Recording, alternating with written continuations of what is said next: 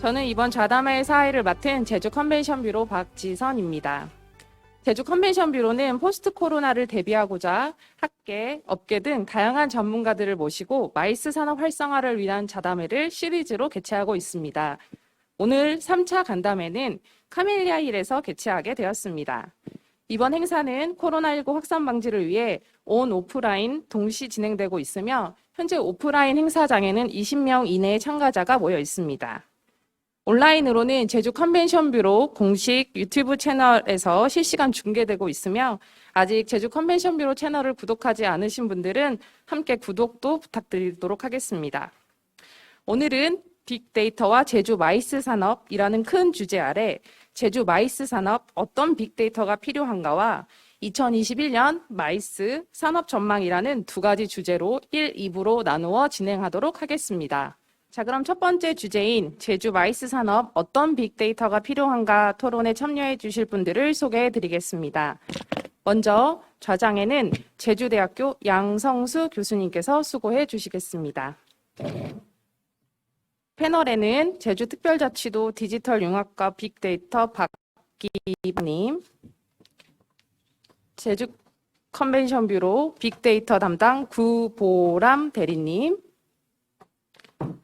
베이비페어 강신동 전무이사님께서 토론에 참여해 주시겠습니다. 박수 부탁드립니다. 그럼 교수님 토론 시작해 주시면 감사하겠습니다. 네. 오늘 자담회는 포스트 코로나를 맞이해서 급변하는 마이스 시장에 대응하기 위해서 업계와 그리고 함께하는 제3차 온라인 자담회입니다. 첫 번째 소주제로서는 우리 마이스 산업에서 이 빅데이터가 중요한데 어떻게 작용해서 활용할 것인가, 그리고 의미는 어떻게 해석해야 할까. 그래서 빅데이터 관련 전문가들과 함께 모시고 이야기를 나눠보겠습니다. 올해 초에는 데이터 3법이 통과되었습니다. 넘쳐나는 데이터 시대에 마이 데이터 시대가 열렸다고 합니다. 개인정보법, 신용정보법, 정보통신법의 이런 정보 3법이 통과된 이후에 금융권과 기타 산업과 연계된 개방형 데이터 거래소, 그리고 정보 주체인 정부에 이동하는 여러 가지 법령들이 통과되고 있습니다. 그리고 이를 활용한 정책적 그리고 이런 현안들이 현재 상주한 게 현실입니다. 이런 환경 속에서 과연 빅데이터는 어떻게 이해해야 되고 마이 산업에서도 어떻게 적용해야 할 것인가는 아주 중요한 이야기를 할 수 있겠습니다. 이러한 관점에서 오늘 제주특별자치도의 빅데이터 정책을 수행하고 있는 디지털 융합과의 박기영 팀장을 통해서 이와 관련 말씀을 듣도록 해보겠습니다. 네. 이런 뜻깊은 자리에 초대해 주셔서 감사합니다. 저는 제주특별자치도의 빅데이터 팀장으로 있는 박기범이라고 합니다.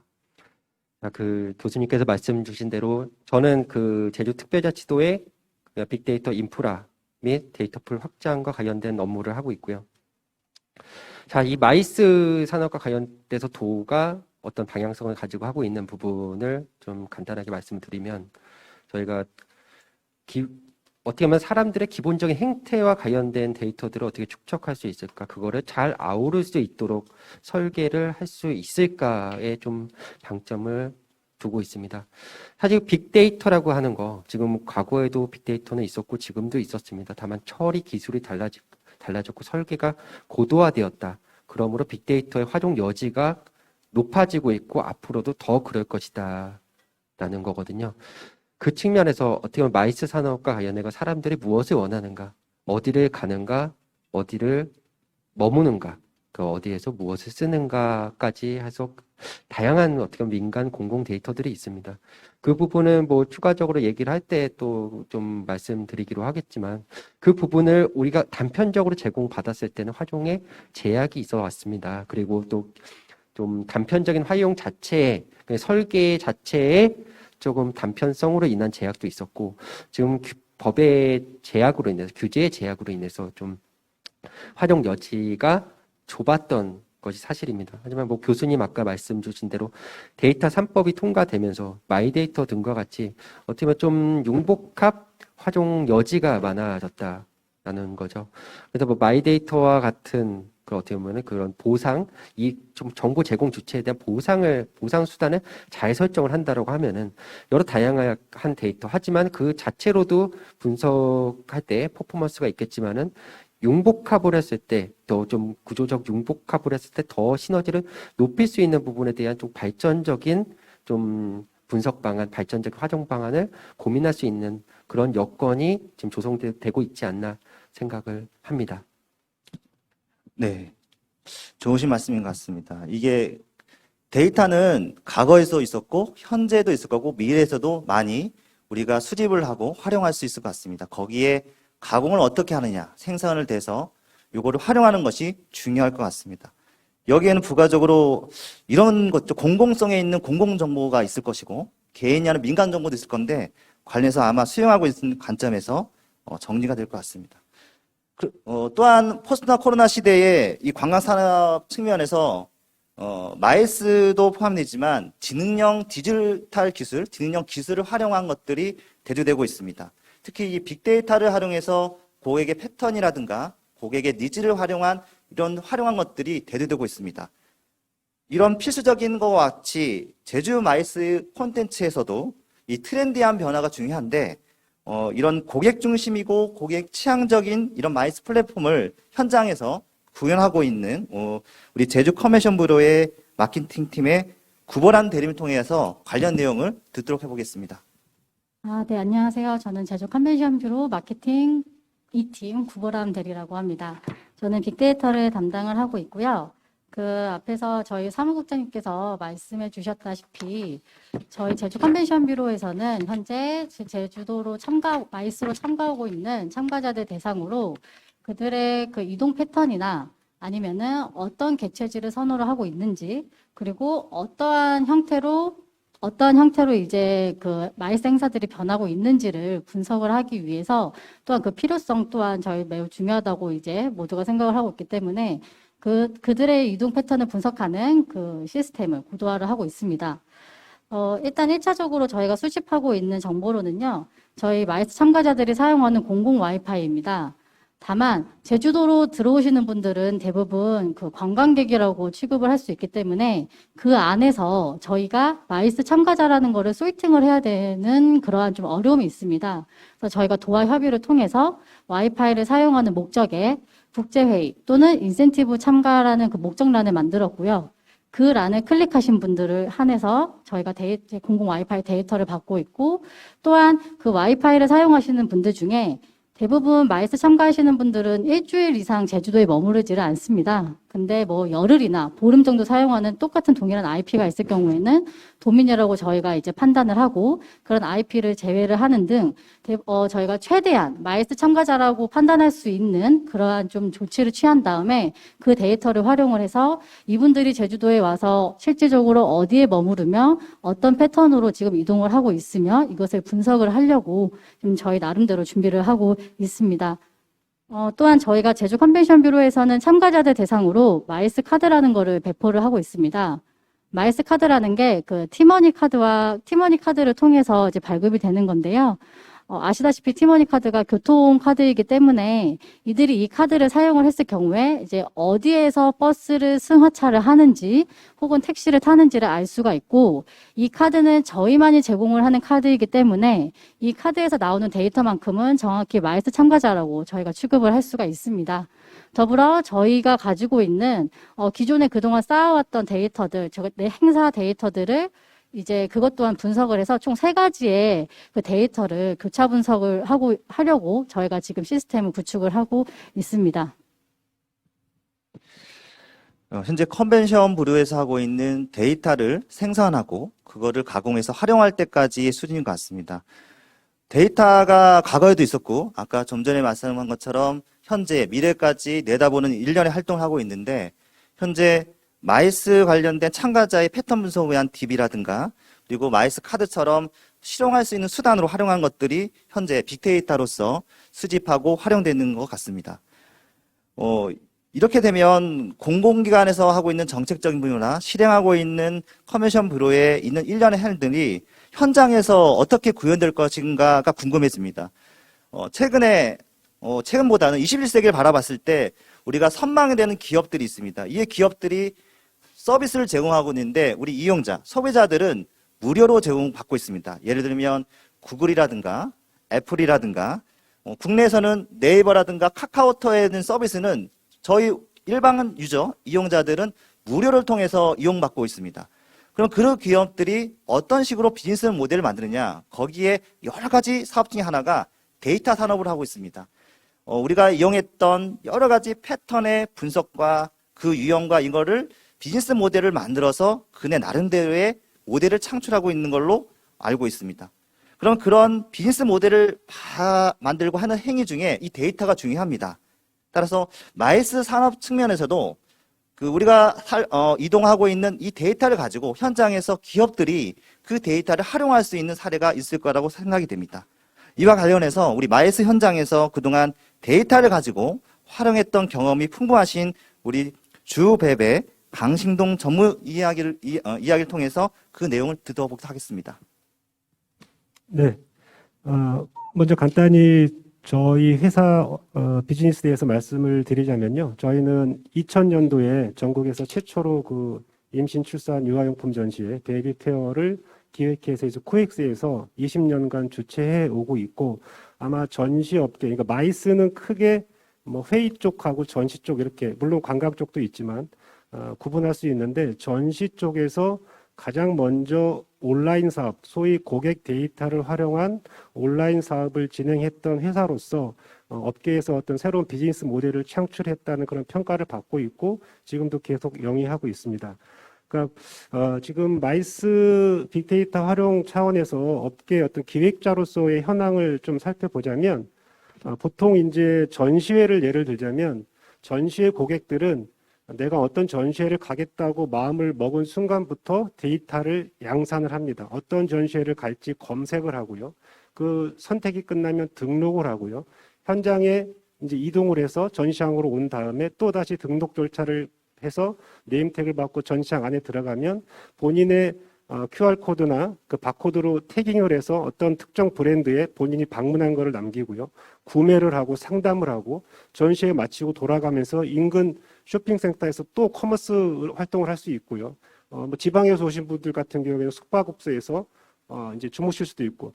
그러니까 한 사람의 관람객, 한 사람의 그 고객이 어떤 이 마이스의 고객으로서 참여하는 처음부터 끝까지 모든 활동들이 다 빅데이터를 생성한다고 봅니다. 그래서 이제 저희가 2000년도에 전시회를 기획해서 런칭을 하면서 그때만 해도 이제 출산율이 상당히 높고 아마 국내에서 전시회 관람객이 가장 많았던 전시회로 평가를 받았는데, 그 사업을 한 7, 8년 진행하다 보니까 쌓이는 DB가 정말 눈에 보일 정도로 너무나 많은 DB가 쌓였습니다. 한 번 전시회를 하면 20만 명이 우리 전시회에 오겠다고 등록을 하고 실제 10만 명, 그중에 반이 왔습니다. 그러면 1년이면 2번을 하니까 3, 40만의 그 회원 데이터가 쌓이는 거죠. 그러니까 근데 그 회원 데이터를 그냥 오프라인 전시회만 하면서 흘러보내기가 너무 아까워서 저희가 시작한 게 온오프라인 연계 마케팅 사이트를 구축을 했습니다. 그러니까 일반적인 행사 홈페이지가 아니라 온라인에서 전시회를 나오기 전에 특정 브랜드가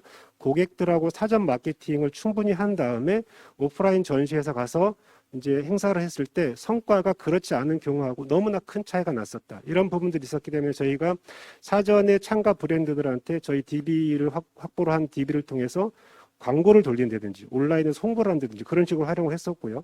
그 다음에 이제 사실 제일 중요한 거는 커머스죠. 저희서 전시업계 최초로 저희가 2009년에 그 베페몰이라는 온라인 커머스 사이트를 만들었습니다. 그래서 그런 부분들을 진행했었고, 그 다음에 이제 현장에서는 여러 가지 그 사전에 회원 가입한 많은 10만 명의 고객들이 오다 보니까 전부 다 저희 전용 어플을 사용하게 되겠죠. 그러면은 전시장에 들어가면서 블루투스 기능을 켜고 들어가면 저희가 심지어 그 비콘도 설치해가지고 그 전시회에 나온 200개 브랜드 중에 마케팅을 좀 예산을 많이 써서 하는 업체들 같은 경우, 브랜드들 같은 경우에는 자기네 부스에 비콘을 놔서 관람객들이 왔을 때 그 비콘을 통해서 뭐 스탬프를 자동으로 찍히게 한 다음에 10개 그 브랜드를 다 돌면 경품을 준다든지, 아니면 특정 고객이 우리 사전 마케팅 할 때 우리 브랜드에 관심이 있었던 고객이 전시장에 왔을 때 우리 부스 근처에 오면 어떤 그 메시지를 날림으로 해가지고 뭐 할인권을 준다든지 해서 또 구매를 유도한다든지 이런 식으로 해서 많이 활용을 했던 사례가 있었고요.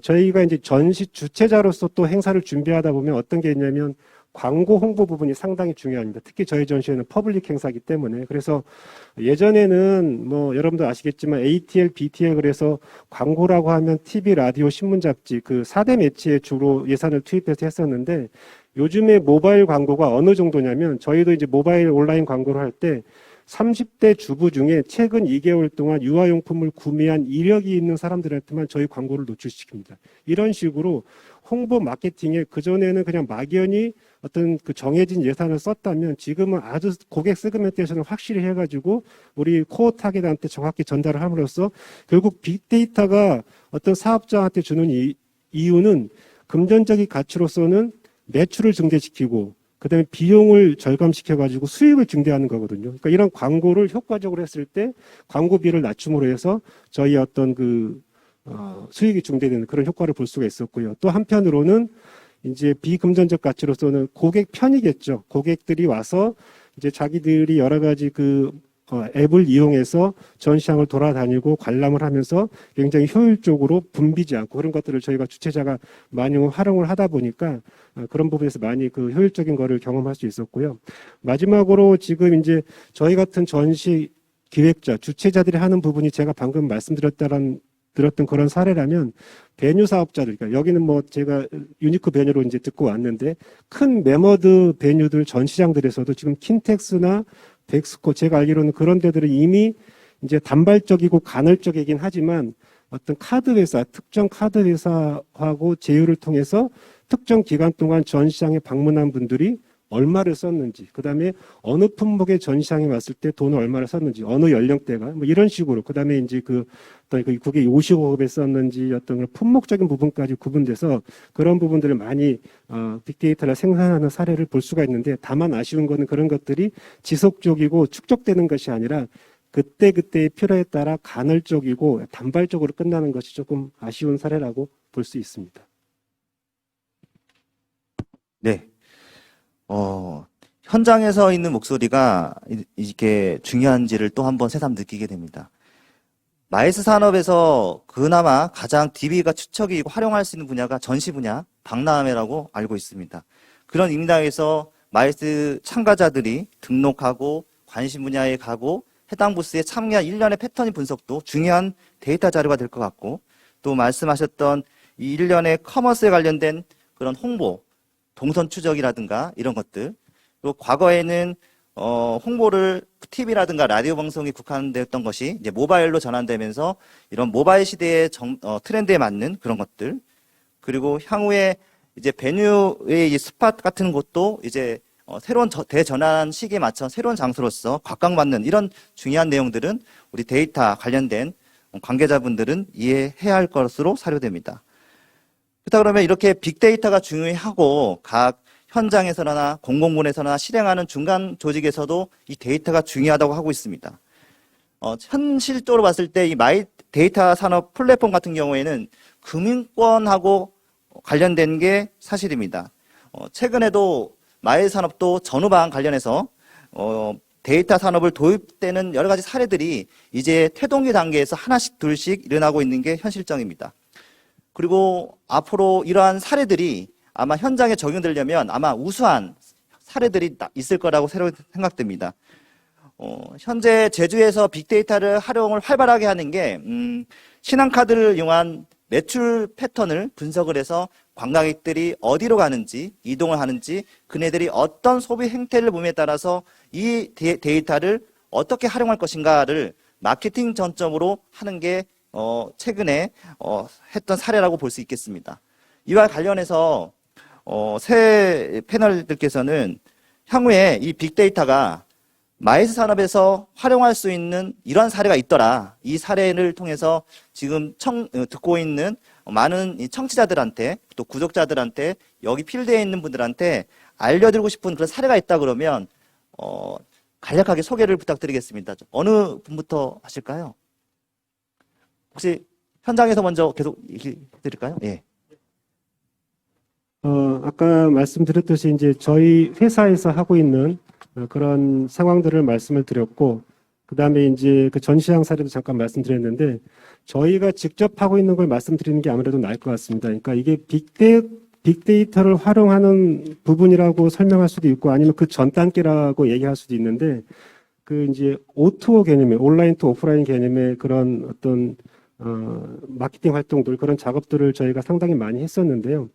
아까도 잠깐 설명을 드렸지만 조금 더 구체적으로 말씀드린다면 저희 같은 경우에는 전시회 4개월 전부터, 4주 전부터, 한 달 전이겠죠. 한 달 전부터 그 참가 업체 브랜드들한테 이제 충분한 어떤 그 오리엔테이션을 통해서 어떻게 하면 온라인과 오프라인을 연계해서 마케팅을 최적의 비용으로 최대 효과를 올릴 수 있는지 이런 부분들을 설명을 하고 이제 결국 신청을 받아가지고 온라인에서 이제 사전 마케팅을 하는데 저희가 이제 뭐 그냥 구체적으로 말씀드리면 투데이 브랜드라는 어떤 그 온라인 광고 상품이라는 거는 전시회 4주 전부터 2주 동안 저희 120만 회원들한테 그 메일이 될 수도 있고요. 어플이 있으니까 푸시도 보내고요. 그런 식으로 해서 어떤 제품과 어떤 서비스를 어느 금액에 어떤 조건으로 제공할 수 있는지를 사전에 충분히 학습을 시킵니다. 그리고 요즘 그 30대 저희 고객 엄마들은 너무나 디지털 기기나 어떤 디바이스에 대해서 익숙하기 때문에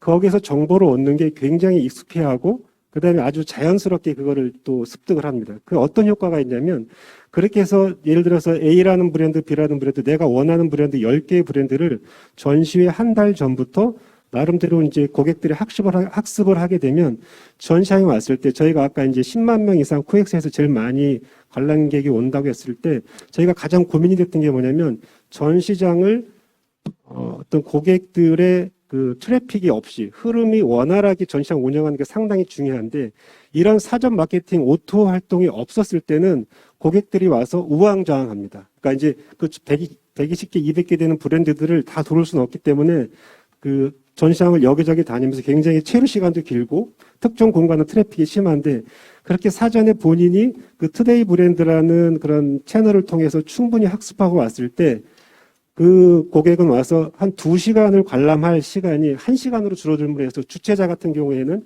운영상에 굉장히 효율성을 이룰 수 있고요. 그 다음에 그 체류 시간이 짧기 때문에 저희가 스태프들을 쓴다거나 운영료를 운영을 할 때 굉장히 또 적은 인원으로 운영할 수 있을 거고요. 그다음에 그 참가 브랜드에서는 부스 내부가 상당히 붐비는데 그때 이미 다 제품에 대한 스타디를 하고 온 그 고객들한테는 구구절절한 설명이 필요가 없게 됩니다. 그래서 대략의 조건과 뭐 색상과 제품의 어떤 특징만 파악한 다음에 바로 구매나 결제, 계약 같은 걸 하고 바로 이제 이동을 하기 때문에 부스 내부 운영하는 브랜드 입장에서도 굉장히 효율성이 있더라. 그래서 주최자나 참가 업체나 고객이나 그런 사전 오토 마케팅, 그 DB를 활용한 오토 마케팅을 했을 때 운영적인 면이나 비용적인 면이나 모든 것들에서 원활히 돌아갈 수 있었다. 그런 것들을 저희가 직접 경험을 했기 때문에 그 말씀을 드리고 싶습니다.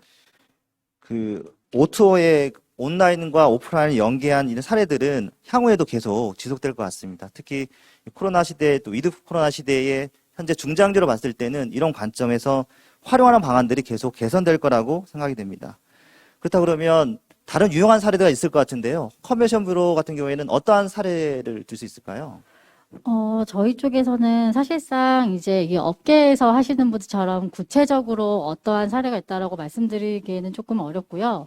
근데 저희가 분석을 해봤을 경우에 저희가 막연히 제주도에 참가한 마이스 참가자들이 이제 그 뭐 일정표나 아니면 그들의 스케줄표를 보고 막연히 저희가 이런 데를 가는구나. 이렇게 추측을 했던 부분, 그리고 저희한테 주로 이제 신청이 들어와서만이 파악했던 행사지들을 보면서 주로 이런 데서 행사를 하는구나라고 막연히 저희가 이제 파악을 했던 부분을 저희가 데이터를 이제 시스템으로 돌려보니 연령이나 국적이나 아니면은 뭐 이제 성별에 따라서 어느 지역을 실질적으로 선호를 하며 어떤 루트로 인센티브 단체가 왔을 때 어떤 루트를 정말로 가고 있으며 혹은 어떤 개체지를 선호를 하는지, 혹은 이들이 호텔을 선호를 하는지 아니면 센터를 선호를 하는지, 그리고 이들의 행사의 규모가 예전에는 정말 컸는데 이 큰 행사들이 분과회의로 구분이 되고 분과회들이 다시 소규모 행사가 되면서 행사의 형태가 점점 작아지는구나, 이런 것들에 대한 분석이 가능해지기 시작을 했고요. 그렇기 때문에 저희가 그거에 맞게 타겟팅을 해서 마케팅을 실행을 할 수 있게 되었습니다. 그래서 뭐 홍보물을 만들더라도 예전에는 대표적인 제주도 관광지를 홍보를 했다라면 실질적으로 인센티브 단체가 좋아하는 장소 혹은 그 나라 사람들이 좋아하는 장소를 타겟팅을 해서 홍보물을 만들 수도 있고요. 어디 제안서를 제출을 한다거나 아니면은 이제 행사를 가지고 있는 주최 측 분들을 만나서 상담을 할 때도 좀 더 구체적으로 제주도에 대한 홍보가 가능해진 거죠. 저희는 이제 뭐 뷰로 쪽에서는 데이터를 분석을 한다고 했을 때 이런 부분이 목적이고 이런 부분을 바탕으로 저희가 중장기 마케팅 계획을 세울 수 있기 때문에 이 부분을 좀 사례로 말씀드릴 수 있지 않을까 싶습니다. 네. 그리고 우리 도에는 어떤 사례가 있을까요? 네, 그 도의 사례는 일단 데이터에 대해서 좀 단편적으로 말씀을 드리고요.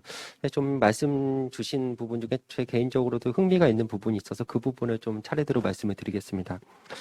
자, 저희가 아까 전에 말씀드린 그런 사람들의 행태에 대한 데이터를 수집할 때 고민이 참 많았습니다. 이게 기본의 통신사 유동인구 같은 경우에는 경로 수집을 할 수가 없다.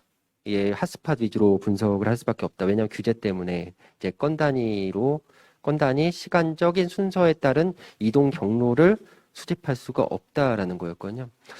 그래서 그 대안으로 활용되는 게 저희 제주도에서는 공공 와이파이 인프라가 굉장히 잘 되어 있습니다. 그걸 바탕으로 데이터를 운용을 만들고 있는데 이 데이터도 좀 약점이 있죠. 왜냐하면 이 데이터는 사실 뭐 쉽게 말씀드리면은 제주도에 내려오는 그 방문하신 분들이 와이파이를 쓰는 경우도 있겠지만 주로 뭐 자기가 쓰는 뭐 LTE라든지 5G를 주로 씁니다. 그러니까 어때 와이파이 데이터는 외국인들을 주로 좀 타겟으로 삼을 수밖에 없고요. 그리고 와이파이 데이터 자체가 어떻게 보면 개인 정보를 뭐 제공해라라는 관점이 아니라 어떻게 보면 그 정보에 대한 입력 방식이 설문조사입니다. 그래서 정크 데이터가 굉장히 많아요. 그런 부분을 분석할 때는 좀 나름 필터링을 하려는 그런 필터링에 따른 뭐 리소스가 많이 들어가는 그런 한계점이 있었습니다. 그래서 저희 도가 아무래도 좀 대안으로 조금 더 수단을 강구하고 있는 게 아무래도 도의 특성상 렌터카라는 거는 굉장히 효율적인 수단이 될 수 있는데 저희가 어떻게 하면 내부적으로 좀 협업을 해가지고 렌터카 데이터 좀 수급받아가지고 분석에 활용할 계획을 좀 추진하고 있습니다. 이게 개방은 조금 쉽지 않을 텐데 아마 내부적으로 좀 어떤 유관 기관들하고 협업을 해가지고 렌터카 데이터를 활용하는 게 가능할 거고요. 카드도 아까 교수님께서 신한카드를 말씀드렸는데 저희는 BC카드도 분석에 좀 활용해서 매주 보고서를 쓰고 있습니다. 이 두 데이터도 또 특성이 있어요. 신한카드는 내수의 강점을 가지고 있고 BC카드는 중국 의형카드를 95% 점유율을 보이고 있기 때문에 아무래도 제주도에 지금 현재는 코로나 때문에 방문객이 주춤합니다만은 중국 관광객을 타겟으로 하는 분석에 유용하다는 특성이 있습니다. 자, 그런 데이터들 저희가 어떻게 보면 그런 행태에 대한 데이터들을 좀 구축에 노력을 하고 있지만 그것 시너지를 내기 위해서는 행사 자체, 행사를 기획하는 주체들의 대해서 수집된 데이터들과 결합이 있어야 됩니다. 그런 어떻게 보면은 행사의 키오스크에 좀 내가 어떤 전시장을 검색을 했다라고 했을 때 그런 검색을 하거나 어떤 클릭을 했거나 그거 하나하나의 로그가 쌓이면서 어떤 그런 행위 유형이 좀 수집이 되는 거거든요. 그런 데이터를 어떤 지점에서 어느 시점에 발생된 그런 니즈 데이터들을 제 공공에서 좀 도에서 구축한 이런 데이터들하고 좀 분석을 위해서 뭘 결합을 할 때 좀 효과적이 될 수 있지 않나 생각을 합니다. 또 여담으로 제가 제 개인적으로 취미로 제가 셀프 인테리어 치면은 제일 먼저 나온 되게 제일 유명한 카페 운영을 하고 있는데 이게 비영리 카페입니다. 회원수는 20만 명이 넘고요. 그래서 제가 개인적으로 좀 셀프 인테리어 페어에 관심이 좀 많이 있었습니다. 그때 좀 아쉬웠던 게 무엇이냐라면은 아마존의 성공 사례는 다들 알고 있을 거라 생각합니다. 그거는 아마존의 성공 사례는 단편적인 제품 도서 디스플레이가 아니라 개개인들이 어떤 책을 산 사람이 어떤 책을 샀고 어떤 책을 사고 어떤 책을 산 사람이 어떤 책 목록을 검색을 하고 이런 부분에 대한 구조적인 니즈 분석을 통해서 굉장히 짜임새 있는 디스플레이가 좀 성공으로 뭐 좀 기결된 그런 케이스라고 볼 수 있습니다. 그런데 아직까지 제가 봤을 때 뭐 인테리어 페어도 뭐 주로 다니긴 했지만은 그럴 때는 약간 좀 보면은 개개인의 약간 자재들을 홍보하는 식으로 밖에 진행이 안 되고 있는 느낌이 있었어요. 그리고 제가 저희 셀프 인테리어 카페가 조금 뭐 특성이 직영공사 컨셉을 좀 잡고 있는데 이 공사라는 게 하나의 공정별로 이제 좀 나눠져 있긴 하지만 이 공정에 또 개입되는 세부 공정, 뭐 관여 공정들이 있습니다. 그런 공정에 뭐 해당되는 어떤 기술과 그냥 소재 자체에 대한 그룹핑이 잘 이루어져야 된다고 생각을 합니다. 그런 뭐 어떻게 와닿는 내가 어떤 발주를 해서 공사를 한다고 했을 때 어떤 공정을 내가 뭐 선별적으로 진행을 하고 싶은데 이 공정은 이것만 뭐 수행한다고 되는 게 아니라 요 공정 저 공정이 개입돼서 어차피 다 같이 알아봐야 되는 구조인 겁니다. 그런 부분을 조금 고려를 할 필요가 있다. 그래서 지금 페어를 뭐 기획하는 분들이 SNS 분석을 많이 합니다. 그런데 공공에서는 사실 SNS 분석을 선호하진 않는데 왜냐하면 그런 액션으로서 뭐 좀 수행 분석 결과라서 제공되는 게 약간 베이비 토크식입니다. 굉장히 단편적으로 나오기 때문에 공공에서는 그걸 피드백해서 좀 정책으로 좀 기결하기가 되게 어려운 측면이 있습니다. 하지만 약간 좀 민간은 좀 다르죠. 약간 이미지 마케팅 측면에서도 SNS 데이터를 활용을 하고 있지만 좀 더 구조적인 행사 전략을 좀 수립하기 위해서는 사실 그런 어떤 그 주제의 특성을 가지고 있는 커뮤니티들 많이 있습니다. 그 커뮤니티랑 좀 행사 주최랑을 뭐 딜을 할 수도 있지 않나. 요즘 마이데이터도 뭐 좀 태동하고 있지 않습니까? 그런 부분을 통해서 내가 어떤 그런 어떤 그 커뮤니티의 크롤링을 이 허용이 된다면 그 크롤링의 결과를 통해서 구조적인 어떤 니즈를 좀 어떻게 좀 제공을 할 수 있다. 카페에 뭐 아니면은 뭐 다른 뭐 별도 커뮤니티 피드백을 해줄 수 있다. 그리고 그 결과로 이제 그 어떻게 보면 분석한 주체는 행사 전략에 활용할 수 있는 거겠죠. 이게 다른 중국의 사례로 보면은 알리페이가 좀 위챗페이에 좀 틈을 비집고 들어가기 위해서 그런 전략을 썼었습니다. 그러니까 어떤 너희들이 우리 알리페이를 좀 하게끔 해주면 우리는 그걸 바탕으로 해가지고 마케팅 분석 결과를 너네들에게 제공을 해줄게. 업장마다 그렇게 좀 접근을 해가지고 그런 식의 좀 전략을 좀 점유율 높이기 전략을 핀 바가 있거든요. 어떻게 보면 여러 가지 좀 데이터가 좀 처리가 어떻게 보면 기술이 늘었고 이제 규제가 풀어지고 있고 어떻게 보면 좀 이런 다양한 아이디어와 구조적인 접근을 통해서 좀 더 좀 진일보할 수 있는 전기가 마련될 수 있다라고 생각을 합니다. 네. 하실 말씀들이 많을 것 같은데, 이제 시간이 좀 제약되어 있어가지고, 이제 시간 부분에 볼 수 있습니다. 앞에 패널님들이 말씀하신 내용을 알려면, 빅데이터의 마이스산업 전용은 태동기에 있습니다. 그리고 앞으로 해야 될 데이터를 수집을 하고, 그 데이터가 어떤 데이터인지 또 가공을 해서 이해관계자인 PCO나 그리고 기획사 그리고 참여자는 여러 가지 분들한테 정보를 제대로 제공하는 게 급선무인 것 같습니다. 이런 관점에서 또 하나의 포션은 지금 코로나 시대에 또 위드 코로나 여러 가지 형태의 이 중장의 관점에서 우리는 앞으로 과제가 많을 것 같습니다. 이런 관점에서 빅데이터를 활용한 비즈니스 모델 아니면 향후에 그걸 하기 위해서 꼭 필요한 과제들이 있을 거라고 생각이 됩니다. 뭐 법 제정도 필요하고 아니면 인력 양성도 필요하고 마이스가 앞으로 가고자 하는 빅데이터 분야의 어떤 전문가 양성이라든가 이런 여러 가지의 과제들이 있을 거라고 사료됩니다.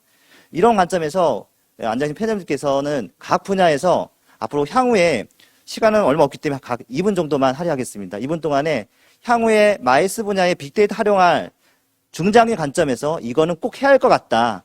예, 그렇게 소견을 말씀하시면 좋겠습니다. 어느 분부터 할까요? 네, 제가 예. 먼저 네. 말씀드리겠습니다.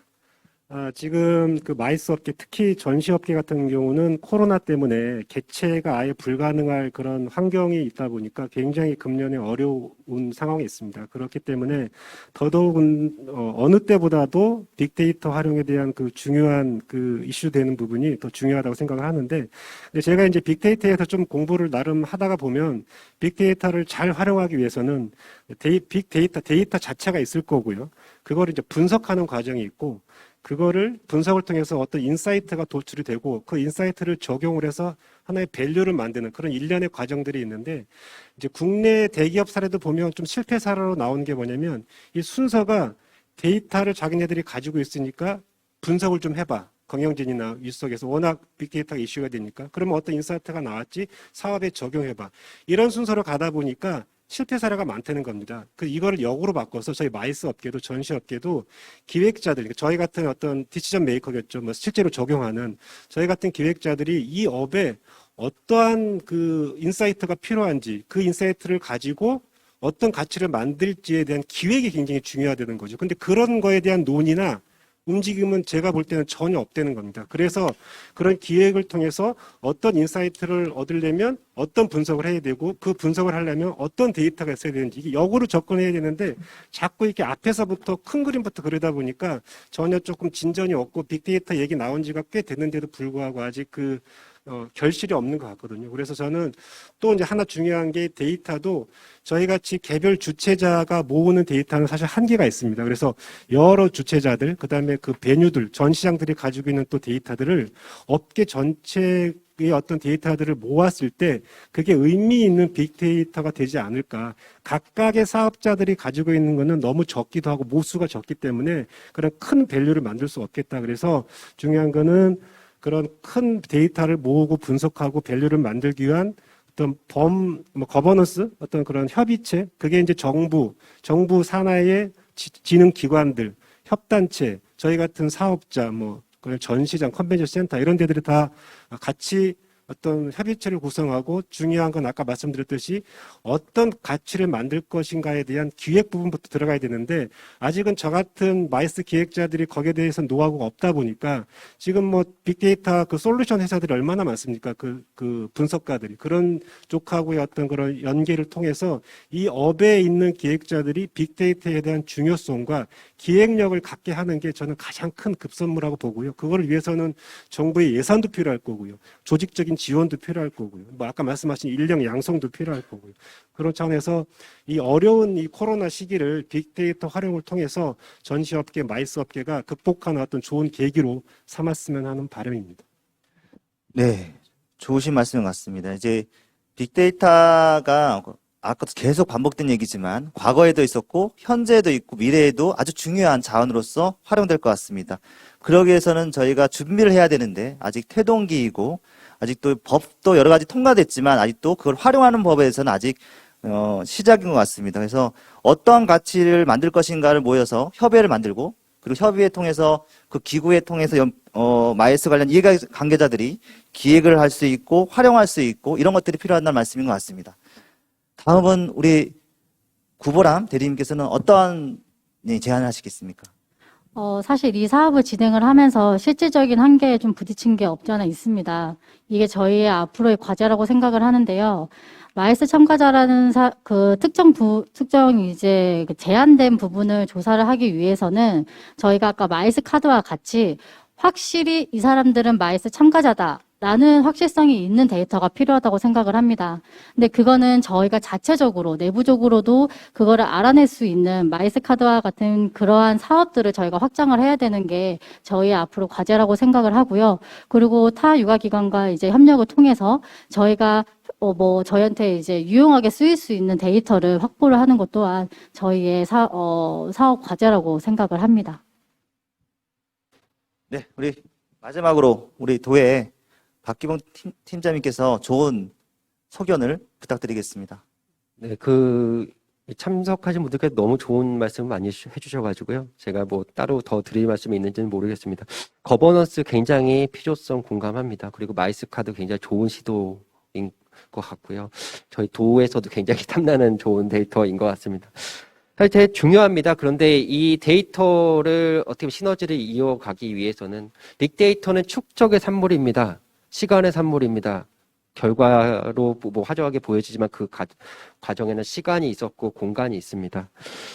이게 어떻게 보면은 지속적인 현행화가 굉장히 중요하다고 생각을 합니다. 그런 데이터의 결합에 대한 근본적인 가치에 대한 고민, 그게 설계로 반영이 되어야 되겠죠. 그 설계의 결과는 지속적인 현행화로 귀결되어야 된다. 저희가 제주 빅데이터 플랫폼을 도에서는 운영을 하고 있습니다. 지금 바로 이러한 가치를 가지고 여러 분야의 데이터들을 공공, 민간 데이터들을 결합할 수 있게 구조적 설계를 하고 그걸 지속적으로 현행화하는 시도를 계속 이어가고 있습니다. 여기서 어떻게 보면 마이스 산업하고의 그런 니즈와 결합을 할 수 있는 그런 지속적 현행화 토대가 정말 계속 거듭 강조해도 지나치지 않은 가치라고 생각합니다. 네. 제가 진행을 하는데 너무 시간의 압박을 주는 것 같습니다. 시간이 좀 여분이 있어서 제가 정리 좀 하면 해보겠습니다. 서두에 우리 커미션 사무국장님 김영원 사무국장께서 위기를 극복하는 수단과 강구로 빅데이터가 대안이 될 수 있다 말씀을 하셨습니다. 그 일환을 본다면 향후에 데이터는 정말 무궁무진한 우리가 경쟁 우위를 갖고 있는 수단이라고 할 수 있겠습니다. 이와 관련해서는 정부에서는 아까 했던 데이터 3법을 통해서 마이 데이터 시대를 열어서 그 데이터를 활용한 수많은 비즈니스 모델을 하고자 하는 그런 시발점을 만들어냈습니다. 올 하반기부터 내년까지 다양한 산업군들이 서로 융복합돼서 시너지가 나서 아마 이 마이 데이터 시대의 새로운 롤 모델들, 플랫폼들이 나타날 것으로 사료됩니다. 그리고 컨벤션 뷰로에서는 마이스를 개최하고 수집하고 이용하는 다양한 소비 지향적인 플랫폼으로서 아마 데이터를 수집하고 제공하고 운영될 거라고 생각이 됩니다. 이런 것들을 하려면 앞으로 해야 될 과제가 너무 많습니다. 앞에서 네트워크 거버넌스 구축이라든가 거기에 이해관계자들의 기획을 같이 한다거나 힘을 모으는 그런 과정들이 필요할 것 같습니다. 따라서 오늘 제3차의 첫 번째 빅데이터는 과연 어떻게 적용할까라는 미션에 대한 목적과의 결론 내리자면 앞으로 우리는 해야 될 게 많다. 그리고 공부를 해서 앞으로 이 마이스 산업의 이 위기를 극복할 수 있는 수단으로서 활용할 방법들을 모색해야 할 것 같습니다. 자, 이와 관련한 모든 토론회 일정을, 죄송합니다. 1세션에 대한 내용을 이대로 마치도록 하겠습니다. 예, 수고하셨습니다. 네, 아름다운 동백숭목원 카멜리아일에서 진행되고 있는 제3회 마이스 활성화 산업 자담회를 계속 진행해 보도록 하겠습니다. 예고드린 바와 같이 2부에는 빅데이터로 보는 2021년 마이스 산업 전망이라는 주제를 가지고 두 번째 토론을 해볼 텐데요. 먼저 토론에 참여해 주실 여러분들을 소개해 드리도록 하겠습니다. 좌장에는 제주 컨벤션 뷰로 마케팅팀 조진훈 팀장님이 맡아주시겠습니다. 패널분들입니다. 컨슈머 인사이트 김민화 연구위원님, 한국컨벤션전시산업연구원 윤은주 원장님, 제주국제컨벤션센터 마케팅실 이아미 차장님, 주식회사 웨이플러스 강봉조 대표님, 큰 박수로 맞아주시기 바랍니다. 네, 그럼 토론 시작해 주시기 바랍니다. 네, 안녕하십니까. 제주 컨벤션 뷰로 마케팅 팀장 조진훈입니다. 저희 이번 제3차 제주 마이스 산업 활성화 자담회는 빅데이터와 제주 마이스 산업이라는 주제로 저희들이 진행을 하고 있습니다. 일부에서는 제주 마이스 산업에서 어떤 빅데이터가 필요한지, 빅데이터 산업이 제주 마이스 산업에 어떻게 도움이 될런지에 대한 많은 논의가 이루어졌고 유용한 정보들이 많이 오갔다고 생각이 됩니다. 제가 개인적으로 생각할 때 빅데이터는 정보의 힘이라고 생각합니다. 최근 들어서 스마트폰이 보급이 되고 AI, IT 산업이 급속도로 발달함에 따라서 저희들이 엄청난 정보의 양을 손에 쥘 수가 있었습니다. 이 정보에 따라서 지금 개인화, 개별화되는 개별의 특성, 시장이 매우 세분화되고 있는 이 시장에서 이 정보의 힘, 빅데이터가 각 산업이 어떻게 가야 될지에 대한 그 길을 보여주고 있는 것 같습니다. 그래서 빅데이터가 중요한 키워드로 떠오르고 있고요. 빅데이터를 말하지 않고는 어떤 산업도 미래에 대한 대응을 못하고 있는 것 같습니다. 마이스 산업에서도 마찬가지인 것 같고요. 그래서 마이스 산업의 전망이나 시장 변화, 대응 방안, 이 모든 것들이 빅데이터를 중심으로 이야기가 되고 있습니다. 사회의 변화를 읽는데 빅데이터의 힘은 정말 대단한 것 같은데 최근 코로나19 사태로 인해서 모든 것이 변하고 모든 것이 무너지고 또 새로운 것들이 많이 나타나고 있습니다. 그래서 빅데이터가 더욱 중요해지고 있는 지금 상황이 아닐까 싶습니다. 특히 처음 겪어보는 이런 사회 현상 때문에 해결 방안을 찾고자 모든 업계에 계신 분들, 학계에 계신 분들이 다 분주하게 노력을 하고 계시고요. 이러면서 빅데이터 속에서 저희들이 키워드를 찾고자 많이 노력을 하고 있는 지금입니다. 그래서 2부에서는 저희들이 빅데이터와 마이스 산업 연결 고리를 가지고 이렇게 빅데이터로 지금 사회 현상을 봤을 때 어떤 키워드들이 떠오르고 있는지, 그리고 이 키워드가 마이스 산업과 어떻게 연결이 돼서 저희들이 위드 코로나, 포스트 코로나 시대에 어떻게 대응할지에 대해서 키워드를 중심으로 좀 얘기를 해볼까 합니다. 일단 굉장히 바쁘시고 현직에서 일을 하고 계신 분들을 저희들이 어렵게 패널로 이렇게 모셨습니다. 그래서 간단하게 사회자분들이 소개는 해주셨지만 돌아가면서 지금 어떠한 역할을 하고 계시고 지금 몸담고 계시는 조직은 어떤 조직인지 간단하게 소개를 해주시면 여기 저희들이 이 좌담회를 진행하는 데 많은 도움이 될 것 같습니다. 그래서 제 옆에 계신 김민화 연구위원님부터 컨슈머 인사이트랑 연구원님 소개 이렇게 해주시면 좋을 것 같습니다. 네, 안녕하세요. 소비자 전문 리서치 회사 컨슈머 인사이트에 근무하고 있는 김민화입니다.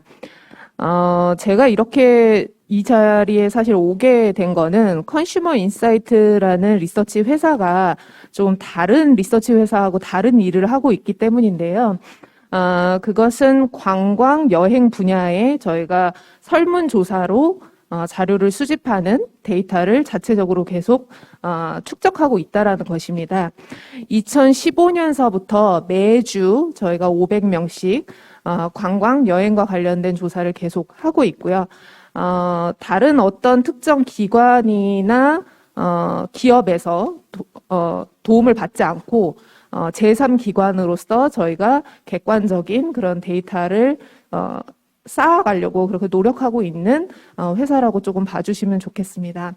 사실 빅데이터라는 거가 굉장히 많이 조명을 받고 있고 빅데이터의 유용성에 대해서 많은 이제 관심이 집중이 되고 있는데 사실 지금까지 어떻게 보면 전통적 데이터라고 하는 것은 사람들한테 물어봐서 응답하게 받는 그런 설문조사 데이터거든요.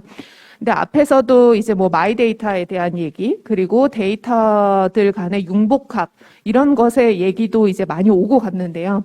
분명 빅데이터가 가지고 있는 그런 그 강점, 그리고 스몰 데이터, 서베이 데이터로 대변되고 있는 그런 스몰 데이터가 갖고 있는 어떻게 보면 장점이 있거든요. 그래서 컨슈머 인사이트는 자체적으로 지금까지 구축하고 있는 데이터와 빅데이터 또는 공공 데이터를 융복합해서 조금 더 똑똑한 데이터, 스마트 데이터를 만드는 것에 좀 집중하고 있는 회사라고 소개를 드리고 싶습니다.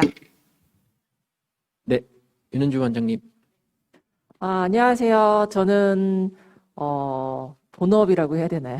본업은 한림국제대학원대학교 컨벤션 이벤트 경영학과의 교수로 있으면서 한국 컨벤션 전시산업연구원에 같이 근무를 하고 있습니다. 저희 연구원에서는 저희 학교는 많은 분들이 아실 것 같고 저희는 컨벤션하고 전시 분야에 특화되어 있는 석사과정을 운영을 하고 있고 저희 연구원에서 ICM 같은 경우에는 지금 벌써 10년 됐습니다. 올해가 이제 11년 차 시작을 하는데 1년에 4권씩 글로벌 마이스 인사이트라는 마이스 분야 전문 잡지를 발간을 하고 있습니다.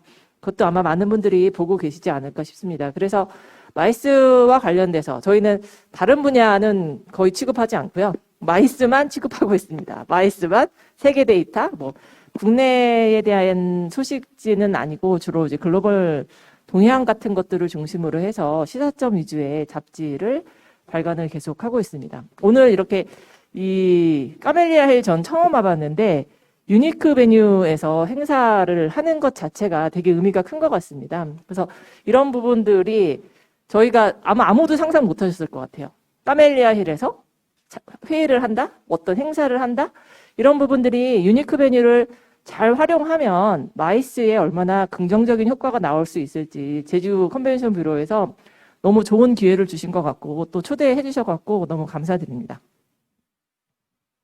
네, 감사합니다, 원장님. 지금 말씀하신 거는 저희들이 특별히 캡처해서 계속 강조될 수 있게 그렇게 준비해야 될 것 같습니다. 예, ICC 제주의 이하미 차장님.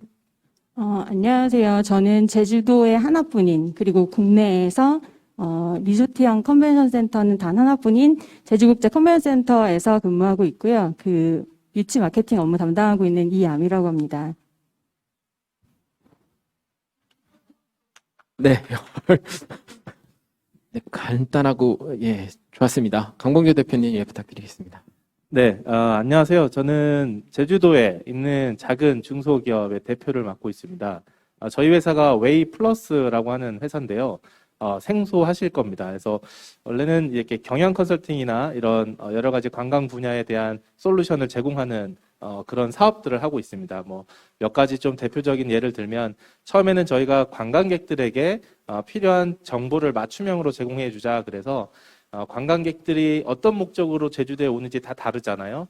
그런 분들에게 맞춤형으로 관광지를 적절하게 배치시켜주는, 그러니까 좀 그런 큐레이터 역할을 해주는 어플리케이션과 뭐 웹 서비스 그런 데이터를 구축하는 사업부터 시작을 하다가 그러다 보니까 또 이제 기업체들, 관광 사업체들도 그런 데이터들이 필요하다. 우리도 데이터가 우리가 어떻게 활용할지 몰라서 못 쓰는 경우가 많더라고요. 컨설팅을 하다 보니까. 그래서 그런 분들에게는 뭐 날씨 데이터 아니면 관광객 동향 데이터 뭐 이런 것들을 어떻게 활용할지 그런 기업 경영 컨설팅도 하고요.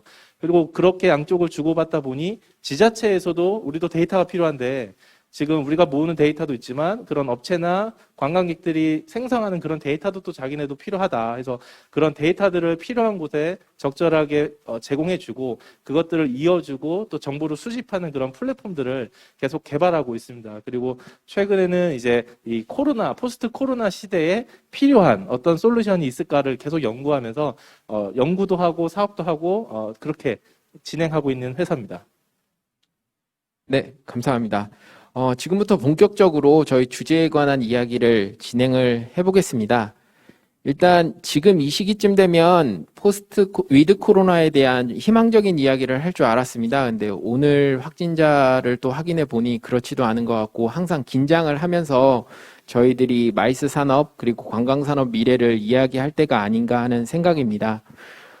먼저 김민화 연구위원님께 제가 질문을 드리고 싶은데요.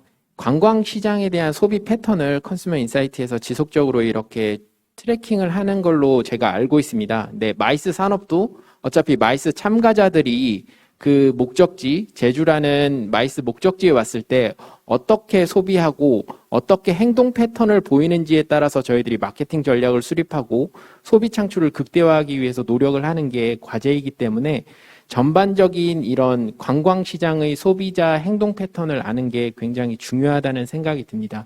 특히 저희들 마이스의 한 분야인 인센티브 투어 같은 경우에는 단체 관광 소비 패턴과 굉장히 비슷해서 저희들이 거시적으로 이런 관광시장의 소비 패턴을 비포 코로나와 위드 코로나 현재 상황에서 어떤 키워드들이 지금 나오고 있는지 이런 측면에서 조금 이야기를 해주시면 좋을 것 같습니다.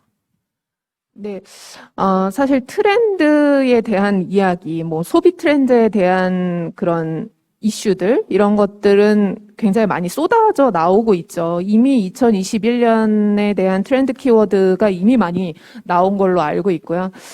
컨슈머 인사이트도 여행 관광 분야에 있어서는 저희가, 내년을 예측하는 또는 올해를 진단하는 그런 키워드들을 저희가 제시를 하고 있는데요. 올해 초에도 저희가 어김없이 그런 일을 했습니다. 그런데 1월에 그거를 이제 딱 발표를 하고 나서 코로나라는 이제 변수가 생기게 되면서 우리가 얘기했었던 트렌드가 굉장히 의미 없는 것처럼 느껴졌습니다. 그렇고 이제 연초에 이제 코로나가 심각하게 되면서 그러면 코로나가 어떻게 여행 관광 시장을 변화시킬 것인가라는 키워드를 또 내놓기도 했습니다.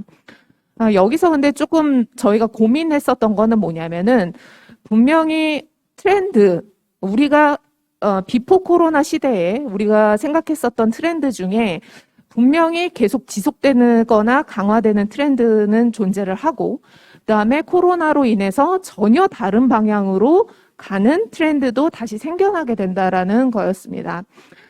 우선은 그 비포 코로나 시대에 저희가 가장 이제 중점적으로 특히 2017년서부터 국내 관광 시장에서 굉장히 뚜렷하게 생겼었던 트렌드는 뭐냐면은 근거리 단기간 여행이었습니다.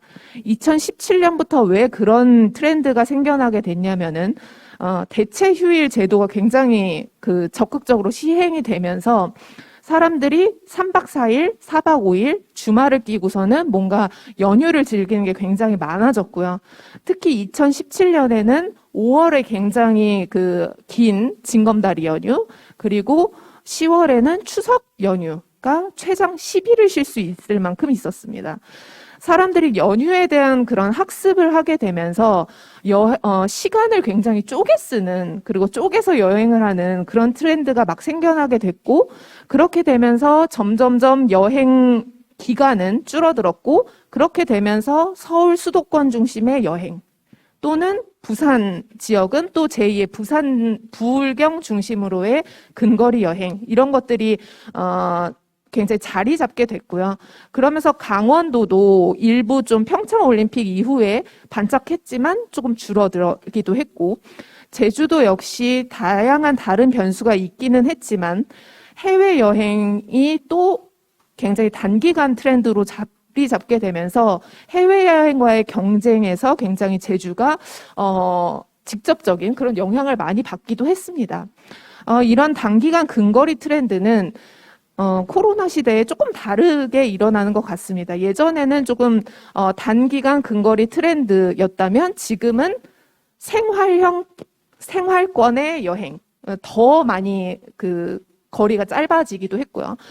또는 아니면 굉장히 짧게 간 거나 오히려 장기 칩거 형태의 여행을 가기도 하는 걸로 보여집니다. 그래서 6박 7일 이상의 여행 기간이 조금 더 늘어나는 그런 특성을 보였습니다.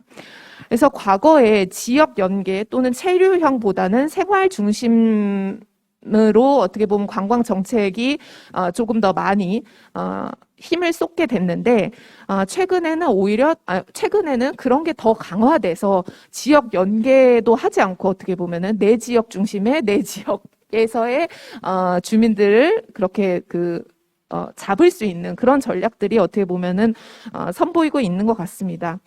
그다음에 도심 일상 생활권의 여행으로 굉장히 변경이 되면서 문화, 오락, 액티비티 같이 짧은 시간을 굉장히 알차게 지낼 수 있는 그런 여행 행동들도 많이 보였었던 게 특징인데요.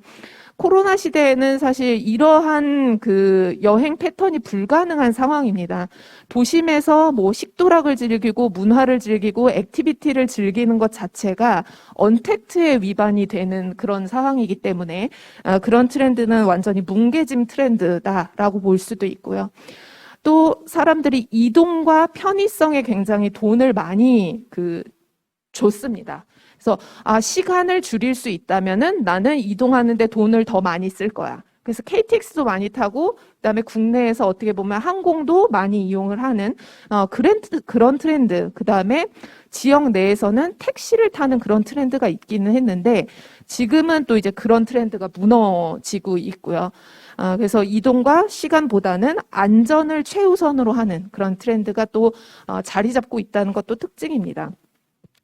또한 가장 최근에 있었던 것은 편의성, 가심비, 그리고 자기 표현을 하는 그런 트렌드인데요. 그러면서 좀 소비를 하면서 그것을 뭐 SNS나 이런 데에 증거로 남기고 그걸 또 사람들한테 과시하는 일부 그런 성향을 보이기도 했는데, 지금은 어떻게 보면은 내가 어디를 돌아다닌 것을 알리기 싫어하는 그런 심리가 있습니다. 그래서 지금껏 어떻게 보면 SNS를 통해서 뭔가 홍보를 하고 광고를 하는 그런 기대들, 구전 이런 것들이 상당히 막혀진 그런 상황이라고 볼 수 있겠고요. 이런 부분들에서 좀 집중을 해서 앞으로 그러면 어떻게 돼야 될 것인지를 논의해봐야 할 것 같습니다. 또한 혹한성 플러스와 같은 트렌드가 굉장히 크게 이슈가 됐다가 최근에는 또 많이 줄기도 했는데 저희 최근 조사에 따르면은 호캉스는 어떻게 보면 해외여행을 대체할 수 있는 여전히 굉장히 중요한 트렌드라고 보여지고요. 이런 부분들은 숙박업소 내에서 어떻게 보면 안전과 위생 이런 것을 철저히 방역을 지키면서 또 이전에는 뷔페나 아니면은 공용 수영장 같은 그런 시설들을 즐기면서 호캉스를 즐겼는데 지금은 조금 또 다른 형태로 일어나고 있거든요. 그래서 그런 부분들을 주의해서 수요를 잘 잡을 수 있으면은 좋겠습니다. 네. 비포 코로나 시대 국내 관광 트렌드랑 지금 코로나 사태를 겪으면서 트렌드가 변한 거에 대해서 잘 정리를 해주신 것 같고요. 저희 제주도 쪽에서 좀 지켜봐야 할 키워드는 위험 회피라는 측면과 그리고 승용차 이용의 득세, 이동 수단으로 이런 쪽을 좀 봐야 되는 게 제주도가 안전한 국내에서 그나마 안전한 지역이기 때문에 이 안전의 키워드는 계속 저희들이 쥐고 가야 될 것 같고요. 그리고 승용차로 이제 접촉을 피하면서 이동을 하고 대중교통을 사용하지 않는다는 건 어떻게 보면 제주도의 큰 위기일 것 같습니다. 제주도에 오기 위해서는 항공을 꼭 이용해야 되기 때문이라 이런 키워드에 대한 고민을 조금 더 해봐야 되겠다는 생각이 듭니다. 두 번째로 저는 윤은주 원장님께 질문을 드릴 건데요. 윤은주 원장님은 저희 마이스 업계에 워낙 유명하신 교수님이고 지금 운영을 하시는 연구원도 저희들 쪽에는 잘 알려져서 좋은 보고서를 많이 이렇게 내주시고 계십니다. 특히 그 글로벌 마이스 인사이트란 잡지는 저희들끼리 흔한 말로 개념 잡지라고 하고 있습니다. 저희 업계에서는. 근데 이 글로벌 마이스 인사이트 잡지를 저희들이 볼 때마다 많이 도움이 되는 게 국내 트렌드만이 아니라 해외 트렌드에 대한 정보를 굉장히 많이 주세요. 그리고 빅데이터에 대한 이야기도 저희들 코로나 상황을 겪기 전부터 이렇게 얘기를 해주셨기 때문에 윤은주 원장님께서는 저희 국내 상황뿐만 아니라 전 세계적으로 빅데이터나 코로나 사태를 겪으면서 얻어지는 정보에 의해서 전 세계 시장에서 지금 이렇게 화제가 되는 마이스 시장의 키워드를 중심으로 이야기를 해주시면 좋을 것 같습니다. 네.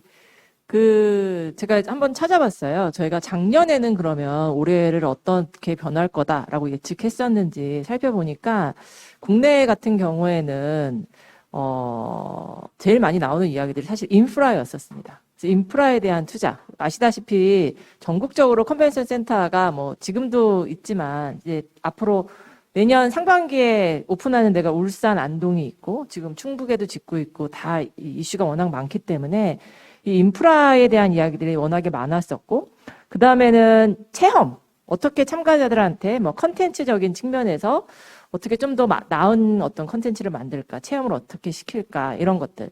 물론 작년에도 디지털과 관련된 이야기는 있었습니다. 우리가 지금 이야기하는 디지털 트랜스포메이션이라는 게 올해 나온 사실 단어가 아니라 그 이전부터 있었었던 건데, 다들 전문가분들이 말씀하시잖아요. 코로나가 갖고 온 변화는 없었던 걸 만들어낸 게 아니라 변화의 속도를 지금 당겨왔다라고 한 것처럼 디지털 트랜스포메이션은 사실은 계속 있었던 거고 저희 연구원에서 진행하는 미팅 테크놀로지라는 부분도 올해 이것도 새로 시작한 게 아니라 제가 이제 미팅 테크놀로지 관련된 연구를 우리가 언제부터 했나 봤더니 2016년도부터 시작했었더라고요.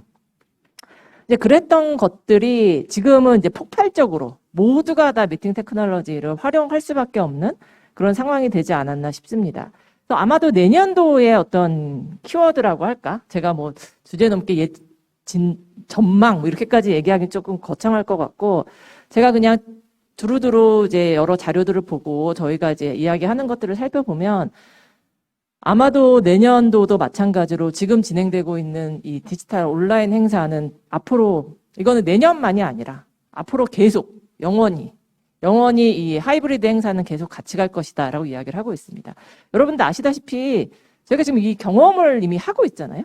여기 하면서 저 이제 학교 수업도 다 줌으로 하고 있어요. 실시간 수업을 이렇게 하고 있는데 이게 정말 너무 피곤해. 이거 나 도저히 못하겠어. 듣는 학생들도 이거 도저히 교육의 질이 너무 떨어지고 이건 도대체 아닌 것 같아. 라고 한다고 하면 코로나가 끝나면 다시 예전으로 돌아갈 수 있겠지만 이건 교육뿐만 아니라 행사 이렇게 다 해봤을 때 그닥 나쁘지 않아.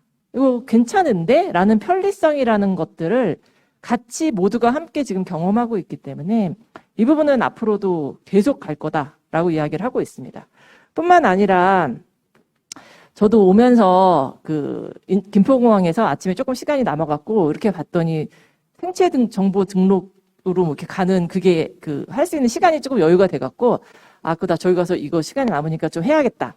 이렇게 봤더니 전부 다 키오스크에 이렇게 서 계시더라고요. 그리고 사람이 해주는 거긴 비어 있더라고요. 그래서 왜 여기 아무도 안 들어갔지? 그래서 딱 들어가서 앉아갖고 하려고 하니까 이제 거기에 손바닥을 대서 이렇게 해야 되고 이제 키오스크 화면 같은 것들 눌러야 되는데 순간 저도 모르게 약간 찝찝하다라는 생각이 드는 거예요. 수많은 사람이 여기다 대고 막 이랬을 텐데 그래서 전부 다 저기 있는데 나만 빨리 해야지 이러고 여기 왔구나 이런 생각이 얼핏 들던데 그럴 정도로 저희가 지금은 되게 안전이라는 키워드가 상당히 중요해지고 있습니다. 이것도 분명 한국만이 아니라 전 세계적으로 이 안전이라는 키워드, 하이진이라는 부분에 대해서는 계속 상당 기간, 오랜 기간 갈 것이다라고 예측을 하고 있고 또 하나는 이제 친환경 행사에 대한 이슈들이 많이 나오고 있습니다. 그래서 이런 결국은 코로나라는 상황이 나오게 된 원인 자체가 현재 우리 너무 많은 이제 쓰레기부터 시작해서 이런 것들 때문이다라고 얘기하시는 분들도 있는 것처럼 이 친환경 행사들을 어떤 식으로 우리가 유지를 할 것인가, 센터도 어떻게 친환경적인 에너지로 활용을 할 것인가. 그래서 아시다시피 해외 센터들 같은 경우에 뉴욕 같은 경우에는 양봉을 하고 있잖아요. 파리에 있는 컨벤션 센터 같은 경우에는 옥상이 전부 다 이 야채 채소 밭으로 운영을 하고 있습니다. 이런 형태로 아까 제가 여기 사무국장님하고도 이야기 들어보니까 이제 지역 내의 어떤 특산물 이런 것들을 어떻게 소비할 수 있을까? 이런 이야기를 주셨는데 실제로 해외 센터들 같은 경우에서는 지역에 나는 농산물 농장들하고 계약을 맺어서 로컬 푸드 중심으로 음식을 메뉴를 개발을 하고 그런 것들을 제공하는 형태로 운영이 되고 있습니다. 이런 것들은 앞으로 더 강화될 수밖에 없는 거고 여기까지는 아마 다들 예측하실 수 있는 그런 이야기일 텐데 제일 아마도 치명적이고 지금 업에 계시는 분들이 가장 고민하는 부분은 비즈니스 모델일 것 같아요. 이게 이제 디지털화 되어가는 이 시점에 다들 고민이거든요. 이 디지털로 행사를 제공을 하고는 있는데 유료화 시킨다라고 하면 이거 얼마를 받아야 될까? 사람들 머릿속에 인터넷은 공짜야라는 게 탁 들어와 있는 이 상황 속에 지금도 저도 올해 국내에서 개최되는 행사들, 해외에서 개최되는 행사들 중에 온라인으로 전환된 행사들은 상당수가 그냥 기존에 원래 하던 오프라인 행사하고 똑같은 금액을 받는 행사는 사실 거의 없습니다. 대부분 아예 무료로 전환하거나 아니면 3분의 1까지 가격을 다운시키거나 이런 형태로 지금 진행을 하고 있어서 이런 부분에서 기존에 사업을 하셨던 분들이 자기 이제 독자적인 수익 모델을 갖고 계셨을 텐데 그 수익 모델을 어떤 방향으로 내가 선회를 해야 될까? 이 부분이 현재는 가장 큰 고민일 수밖에 없고 오늘 앞서서 이제 세션에서 이야기하셨던 빅데이터가 사실은 그런 부분에서 저희가 나의 사업 모델을 어떤 식으로 가져갈지에 대해서 백데이터를 쓰일 수 있는 그런 역할을 해주면 사실은 되게 고마울 텐데 아쉽게 저희 마이스 분야는 사실 빅데이터가 그 정도 수준까지 만들어져 있지는 않은 것 같아요. 그럼에도 불구하고 어쨌든 지금 상황에서는 우리가 전시회가 됐던 회의가 됐던 이 부분에 있어서의 비즈니스 모델을 어떻게 가져갈까 하는 부분은 전 세계적으로도 고민하는 부분이라고 알고 있고 앞에 빅데이터 이슈가 나와서 말씀을 드리면 미국 같은 경우에는 미국은 이제 PCMA라고 하는 컨벤션과 관련된 전문가 조직이 있다. 민간협회죠. 이 민간협회에 제가 올해 이제 코로나가 나오기 전에 1월 달에 연례회의에 참가했더니 그날 이제 협회장이 나와서 이야기를 하더라고요. 자기네가 이 컨벤션과 관련된 빅데이터를 모으겠다. 그래서 올해 바로 저희 1월 달에 행사했는데 그 12월 달부터 시작을 해서 전체 행사들 하는 애들한테 자기네한테 데이터를 너희가 다 보내주면 자기네가 분석을 해서 너희한테 모든 것들을 다 공짜로 분석한 데이터들을 공유를 해주겠다라고 할 정도로 이 빅데이터 이슈는 국내뿐만 아니라 전 세계적으로도 상당히 관심을 갖고 있는 그런 영역이라고 생각합니다. 우선 여기까지 제 이야기를 마치고요. 네, 감사합니다. 오늘 안 그래도 저희 책상에 글로벌 마이스 인사이트 잡지가 있어서 저도 좀 이렇게 훑어봤는데요. 그런 전반적인 내용을 굉장히 쉽게 이렇게 이야기를 해주신 것 같습니다. 하이브리드 안전 친환경이라는 이 키워드를 좀 제시를 해주셨고, 저희 제주도 마이스 정책이나 내년 사업 방향에도 이런 키워드를 어떻게 확대해 나갈 것인가에 대해서 고민을 시작해 봐야 될 것 같습니다. 뒤이어서 저희 ICC 제주의 이하미 차장님과 나누고 싶은 이야기는 아무래도 현업에 계신 마이스 산업으로 수익을 창출하는 업에 계신 분이잖아요. 어떻게 보면. 그렇기 때문에 더 빅데이터에서 나오는 키워드나 지금 사회의 흐름과 마이스 시장의 변화에 민감하실 거라고 생각이 돼요. 그래서 그런 모든 빅데이터를 가지고 나름대로 상황 분석을 하고 계실 거라는 생각이 드는데요. 이런 정보들, 이런 빅데이터를 봤을 때 2021년 내년 마이스 산업 전망은 어떻게 되리라고 보시는지 좀 궁금합니다. 앞서서 말씀하신 것처럼 지금 코로나19로 인해서 우리 생활이 급변한 건 맞습니다. 근데 좀 이렇게 곰곰이 생각해 보면 완전히 새로운 건 아니었다고 생각을 하거든요. 이미 우리 생활에 스며 있지 않았나라고 생각을 하는데 아마도 처음 마주한 건 아니지만 그 말 그대로 급변했고 그 이유가 이제 외부 요인인 코로나19로 인한 거기 때문에 약간 강제적으로 언택트가 된 게 우리한테 조금 당황스럽지 않았나 하는 생각입니다. 예를 들면 이미 마이스 업계의 트렌드 중에서는 그 행사의 소규모화, 또 이렇게 유니크 베뉴의 발굴이나 또 언택트라는 어떤 생활적인 부분에서는 뭐 간단하게는 온라인을 통한 소비 문화 혹은 뭐 배달 문화, 이런 것들이 있었을 텐데 다만 이 모든 것이 너무 짧은 시간에 우리 업계에서 온라인, 버추얼, 언택트라는 뭐 몇 개 안 되는 단어 또는 그 방식으로 구현해야 됐기 때문이 아닐까 하는 생각이 듭니다. 사실은 그 2021년 마이스 전망 혹은 어떻게 될 것 같니? 라고 물으신 건데 그걸 아는 사람은 없을 것 같다는 생각을 합니다. 근데 어쩌면 또 우리는 이미 알고 있을 수도 있다는 생각도 하거든요. 기존의 방식인 오프라인, 버추얼, 하이브리드, 몇 가지 경우를 좀 나뉠 뿐이지, 다만 그게 이제 업계 특성상 어떻게 이제 인지되고, 또 경우에 따라서는 연령에 따라서도 조금 받아들이는 게 다르신 것 같은데, 제가 이제 현장 혹은 이제 업계에 있다 보니, 각각의 업계나 관계자분들께서 하신 말씀을 약간 빗대어서 조금 이야기를 전해볼까 합니다. 그러니까 마이스 업계에 계신 어떤 노 교수님께서는 마이스의 본질을 생각해라. 우리는 대면으로 다시 돌아갈 것이다. 라고 말씀을 하셨고요.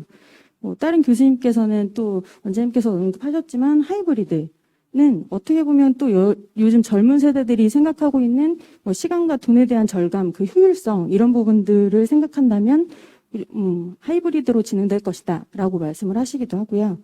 분야를 세분화한다면 이제 의학학 교수님들은 우리 미국에 계신 교수님들하고 우리 스카이프를 통해서 이미 녹혀 있고 했었고 별 다를 게 없는데라는 반응이시기도 했고요.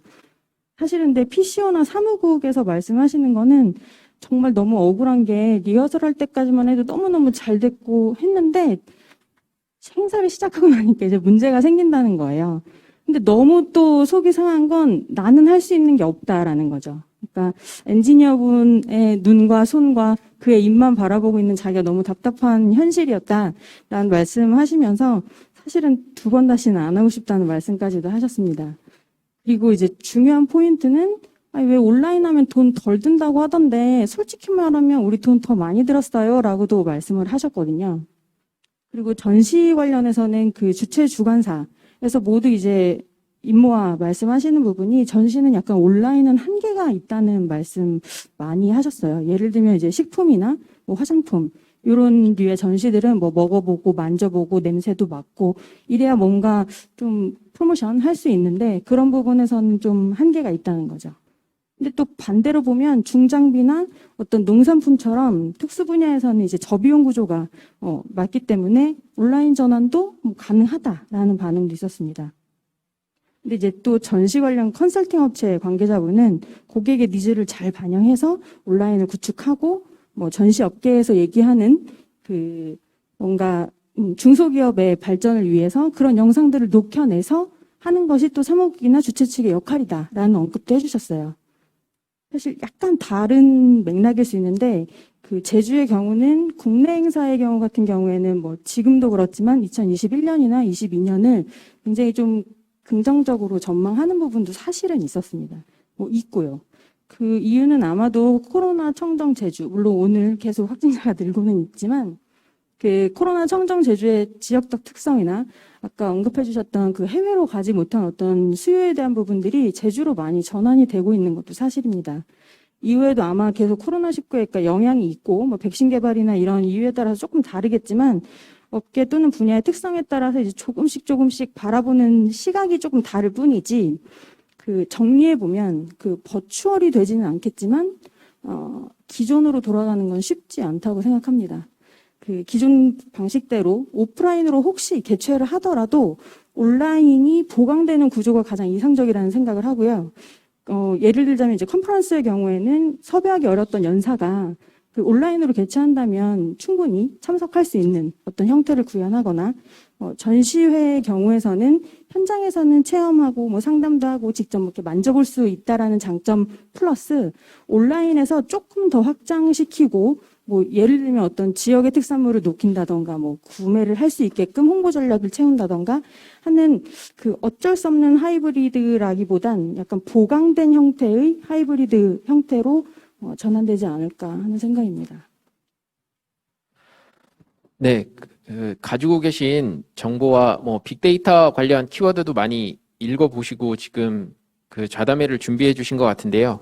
이런 다양한 정보를 가지고 어떻게 읽고 어떻게 해석을 하고 어떻게 대응을 하는가가 정말 중요한 것 같습니다. 그래서 같은 사회 현상을 두고도 저희들의 정보는 다른 방향을 이야기해 주기도 하거든요. 그래서 여기에 대한 균형과 그리고 대응 방안에 대한 고민을 조금 더 해야겠다는 생각이 들고요. ICC 제주에서도 그런 고민을 같이 하고 있다고 저는 이해가 됐습니다. 그러면 저희들이 많은 데이터가 쏟아지고 있습니다. 많은 데이터가 빅데이터를 돌리면서 키워드들이 쏟아지고 있는데 이런 데이터들을 마이스 산업 분야에서 어떻게 관리하고 효율적으로 저희들이 데이터를 볼 수 있는지 강봉조 대표님께서 이 데이터를 분석하고 이런 회사를 운영을 하시니까 그런 데이터 관리 그리고 어떤 데이터를 주요하게 봐야 되고 마이스 산업에서는 이 데이터를 꼭 놓치지 말아야 된다라고 이야기해 주실 사항이 있으면 좀 말씀해 주시면 좋겠습니다.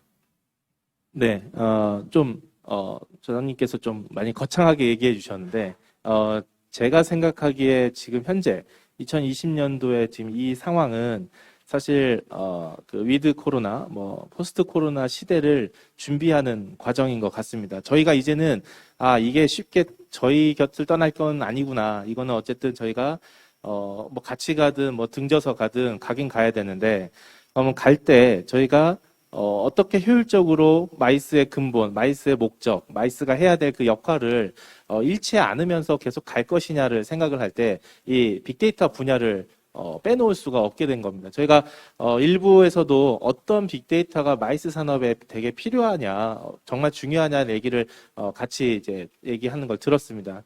저도 그 부분에 대해서 많이 공감을 했고 오늘 그 내용을 좀 얘기하려고 합니다. 하이브리드 마이스를 이제 하게 되면 어쨌든 가장 중요하고 가장 많이 훑어볼 데이터는 저는 방역과 관련된 데이터일 거라고 생각합니다. 왜냐하면 그냥 일반 식당에 저희가 들어갈 때 뭐 QR코드로 아이디 체크를 한다거나 아니면 제가 수기로 작성을 하잖아요.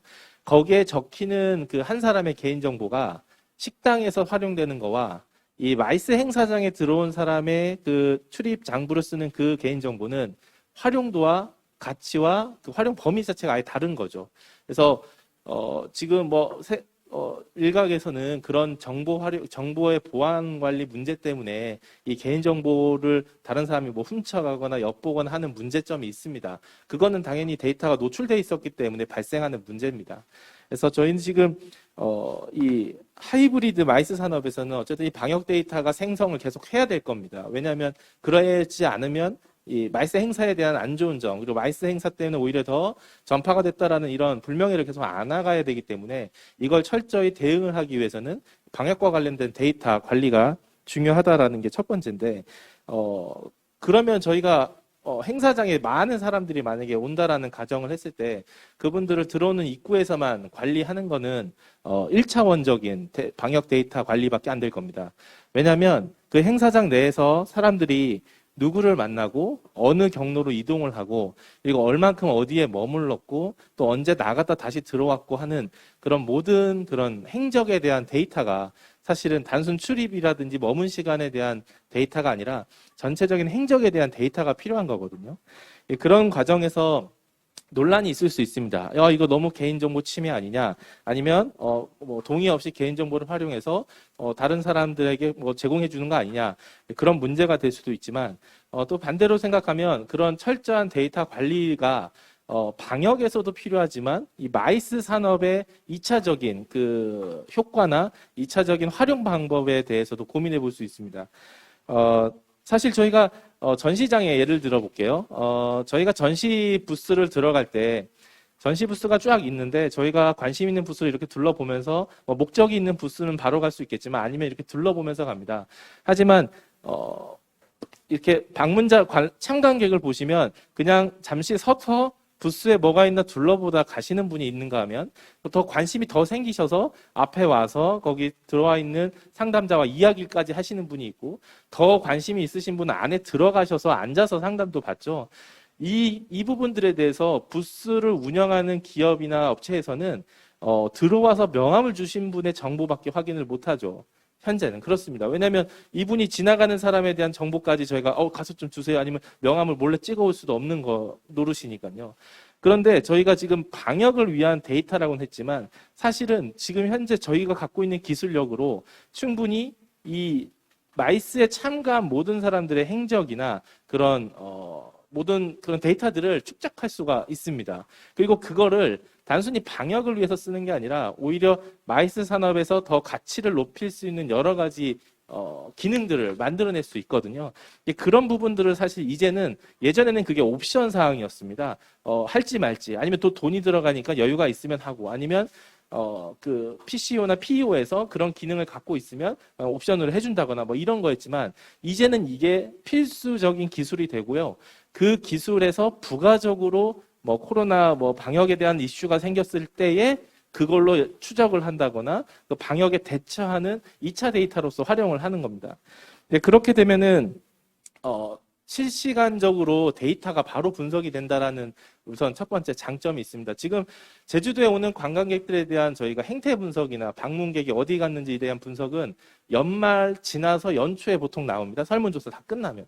근데 실시간 데이터를 수집을 하거나 뭐 관광지별로 이런 수집 데이터가 있다라고 하면 그냥 실시간으로 알 수가 있어요. 오늘은 어느 관광지에 몇 명이 왔었고 지금 현재 몇 명이 왔었고 이런 데이터들을 실시간으로 다 수집하고 활용할 수가 있습니다. 그리고 추가적으로 저희가 머문 시간을 가지고서도 만족도 조사를 하는 기술도 연구가 되고 있어요. 어떤 사람이 어떤 관광지를 갔는데 평균적으로 45분 머무는 데인데 여기는 뭐 이 사람은 한 45분을 더 넘어서 머물더라. 그리고 이분이 나올 때 표정을 보니까 좋더라. 그러면 이분은 이 관광지에서 만족도를 좀 높게 느꼈겠구나. 다른 사람들보다는 뭐 이런 식의 만족도 조사나 방문자 통계는 자동으로 되겠죠. 그런 데이터가 쌓인다고 하면요. 그리고 마이스 효과 분석도 가능합니다. 그러니까 단순히 머물러 와서 사람들이 머물고 와서 1000명이 왔다 나간 그 데이터가 중요한 게 아니라 1000명이 들어왔는데 1000명이 서로가 대면해서 이야기를 나눈 데이터까지 다 정리를 한다거나 아니면 부스에서 사람들이 대화하는 시간을 오히려 그 전시회 성과 근거로 제시를 할 수가 있습니다. 단순히 뭐 1000명 왔어요. 1000명이 왔는데 그냥 쭉 둘러보고 기념품만 가져가는 참관객이 아니라 진짜 부스에 들어가서 이야기를 나눈 사람은 5000명입니다. 라는 이런 좀 객관적이고 세분화된 데이터가 만들어질 수 있고요. 그리고 이런 데이터들을 바로 실시간적으로 분석할 수 있다는 거니까 신속성과 정확성이 빅데이터의 가장 큰 특징이기도 한데 이런 부분들이 처음엔 지금이야 뭐 코로나 때문에 이야기가 나왔지만 이게 계속 쌓이다 보면 나중엔 정말 큰 가치가 있는 데이터가 만들어질 거라고 생각합니다. 네, 대표님 여기서 네. 정리하도록 하겠습니다. 저희가 제가 웬만하면 패널분들 말씀을 중간에 안 끊으려고 지금 진행을 하다 보니까 시간이 꽤 많이 흘렀습니다. 그래서 지금 제가 드리는 질문은 약 3분 내로 좀 마무리 말씀을 해주셔서 한 번 더 의견을 주시고 그리고 마무리 말씀하는 식으로 정리를 해야 될 것 같습니다. 그래서 일단 윤은주 원장님께 제가 질문을 하고 싶은데요. 앞으로 그 전 세계에서 지금 뭐 이야기가 나오는 키워드 중 하나가 하이브리드 회의라고 말씀을 해주셨어요. 그러면 저희들 같이 도시 마케팅을 하는 입장에서는 많은 분들이 이 지역을 찾아주셔서 마이스에 참석을 하시고 많이 소비하시고 이런 거를 좀 원하는 측면인데 하이브리드 행사로 이제 계속 진행이 된다면 저희들 도시 마케팅 차원에서는 어떻게 이 상황에서 더 경제적 파급 효과를 낼 것인가에 대한 고민을 할 수밖에 없거든요. 그거에 대한 방안과 그리고 친환경 마이스가 저는 제주도가 계속 쥐고 가야 할 키워드라고 생각을 하기 때문에 다른 나라 사례 몇 개 더 있으면 말씀을 해주시면 좋을 것 같습니다. 저는 경제적 파급 효과라는 부분은 사실은 이제 코로나가 이렇게 되면서 외국인들의 이동은 뭐 우리나라만 못 오는 게 아니라 지금 전 세계적으로 못 오고 항공 자체가 하늘길에 막혀 있기 때문에 그 상황 속에 지금 제주도가 조금 더 경제적 파급 효과를 생각할 때는 국내 회의에 대한 관심을 높일 필요가 있다고 생각을 합니다. 저희가 기존에 국제회의라는 이 외국인에 대한 강조가 너무 많았었는데 지금은 외국인은 어차피 안 되고 국내 회의에서의 참가자를 어떻게 늘려올 것인가. 국내 회의들도 마찬가지로 외국인 참가자가 있습니다. 근데 그들은 못 오니까 하이브리드로 행사를 참가하고 있어요. 그들에게 사실 이런 장소에서 우리가 뭐 만찬을 한다든지 이런 식으로 보여주게 되면 분명히 하늘길이 열렸을 때는 그들이 여기 오고 싶어 하지 않을까라는 생각을 하고 있습니다. 또 뭐 서울의 예를 들어서 조금 그렇긴 하지만 그 서울이 애니메이션으로 서울의 어떤 유니크 베뉴들을 도시 행사장으로 사용하는 그런 모습들도 상당히 인상적이었었기 때문에 제주도가 갖고 있는 이런 이 자연 자원들을 좀 적극적으로 활용을 하셔서 국내 회의에서 좀 선을 보이시면 그런 부분들이 상당히 의미가 있을 거라고 생각이 들고 두 번째 같은 경우에 친환경 부분과 관련돼서는 이 이야기들이 요새 이제 많이 나오고 있어요. 앞으로 친환경적인 것들에 대해서 우리가 좀 더 강조해야 된다. 아까 말씀드린 것처럼 그 뭐 센터에 있는 센터 주변의 농장들을 활용하는 것들도 있고 유기농 음식에 대한 이야기들도 상당히 많이 있고 센터의 그 호텔들 하고의 어떤 식으로 연결을 하느냐에 따라서 이 호텔들과의 계속 뭐라 그러죠? 그 이 베딩이라든지 이런 것들을 좀 덜 쓸 수 있게끔 그런 부분들에 대해서 센터들이 같이 지속적으로 활용하는 것들이 있고 요새 해외 행사들 가보면 목공 부스가 상당히 없어지는 추세를 보여주고 있더라고요. 그래서 그런 부분들도 저희가 센터를 운영을 하시면서 친환경 행사를 할 때 인센티브를 좀 더 주는 이런 형태로 되면 그런 부분들은 사실 해외에서도 그런 형태로까지 진행되는 건 없기 때문에 제주도가 좀 더 선도적으로 할 수 있는 분야가 되지 않을까 싶은 생각을 해봅니다. 네, 감사합니다. 조금 분야를 좀 좁혀서 가보려고 합니다. 이하민 차장님께 말씀을 드리고 싶은 건 ICC 제주가 잘 돼야 저희 제주 마이스 산업이 큽니다. 굉장히 중요한 저희들 마이스 인프라인데 많은 어려움을 지금 겪고 있습니다. 그리고 앞서 말씀해 주신 대로 많은 빅데이터를 보고 계실 거고 지금 관광시장, 소비 패턴, 마이스 시장 패턴을 보고 계실 텐데 ICC 제주가 지금 그런 소비 분석, 빅데이터 분석을 통해서 2021년 앞으로 향후 어떤 마케팅 전략을 세우고 계신지 좀 소개 좀 부탁드리겠습니다. 우선 저희가 빅데이터를 활용하는 부분은 아마 그러니까 저희 센터에도 그 공공 와이파이가 설치가 되어 있기 때문에 아마 이제 제주도나 그 컨벤션 뷰로에서 분석하고 계시는 참가자에 대한 분석은 이제 연결될 수 있을 거라고 생각을 하고요. 저희가 지금 하고 있는 부분 중에는 그 행사 개최에 대한 어떤 변화, 예를 들면 세팅 시간이 오히려 더 고객이 더 필요로 하는 어떤 변화에 대한 인지, 그리고 본래 사용하던 장소 대비 뭐 회의장을 많이 쓰거나 혹은 큰 장소를 쓰거나 그러면 또 적절히 제한해 줘야 되는 부분들이 있으니까요. 그리고 그러니까 케이터링 행사의 어떤 변화, 그 부분이 아까 이제 언급 주셨던 어떤 트렌드를 반영할 수 있게끔 지역 농산물을 활용한다던가 그런 부분도 물론 있지만 그 식음 형태의 변화에 대한 공부도 계속하고 있고요. 그리고 변화에 대해서 그 어떤 데이터를 활용할 수 있는가를 고민했을 때 저희가 계속 기존에도 배포했었지만 그 이레터 같은 경우에 대한 발행을 했을 때 예전보다 그 수신 확인에 대한 이렇게 높아졌거든요. 그런 부분들이 다시 피드백이 있는 행사들이 있거나 또 만족도 조사도 계속 했었었지만 그 만족도 조사에 대한 문항을 바꿔서 아무래도 이제 향후에 어떤 부분들을 고객이 진짜로 원하는지를 녹인 그런 변화에 대한 데이터를 통해서 유치 활동에 활용할 수 있도록 준비하고 있습니다. 네. 마이스 산업에서 지금 데이터를 많이 수집을 하고 있는데 방역과 데이터가 함께 가야 된다. 그럼 유의미한 자료가 나올 거다라는 말씀이 굉장히 인상이 깊었습니다. 강공유 대표님. 지금 저희들 마이스 산업에서 빅데이터 분석이라고 많은 데이터를 취합하고 있는데 건의해 주실 내용이나 이런 부분은 좀 개선되어야 된다 하는 내용 한 3분 내로 좀 부탁드리겠습니다.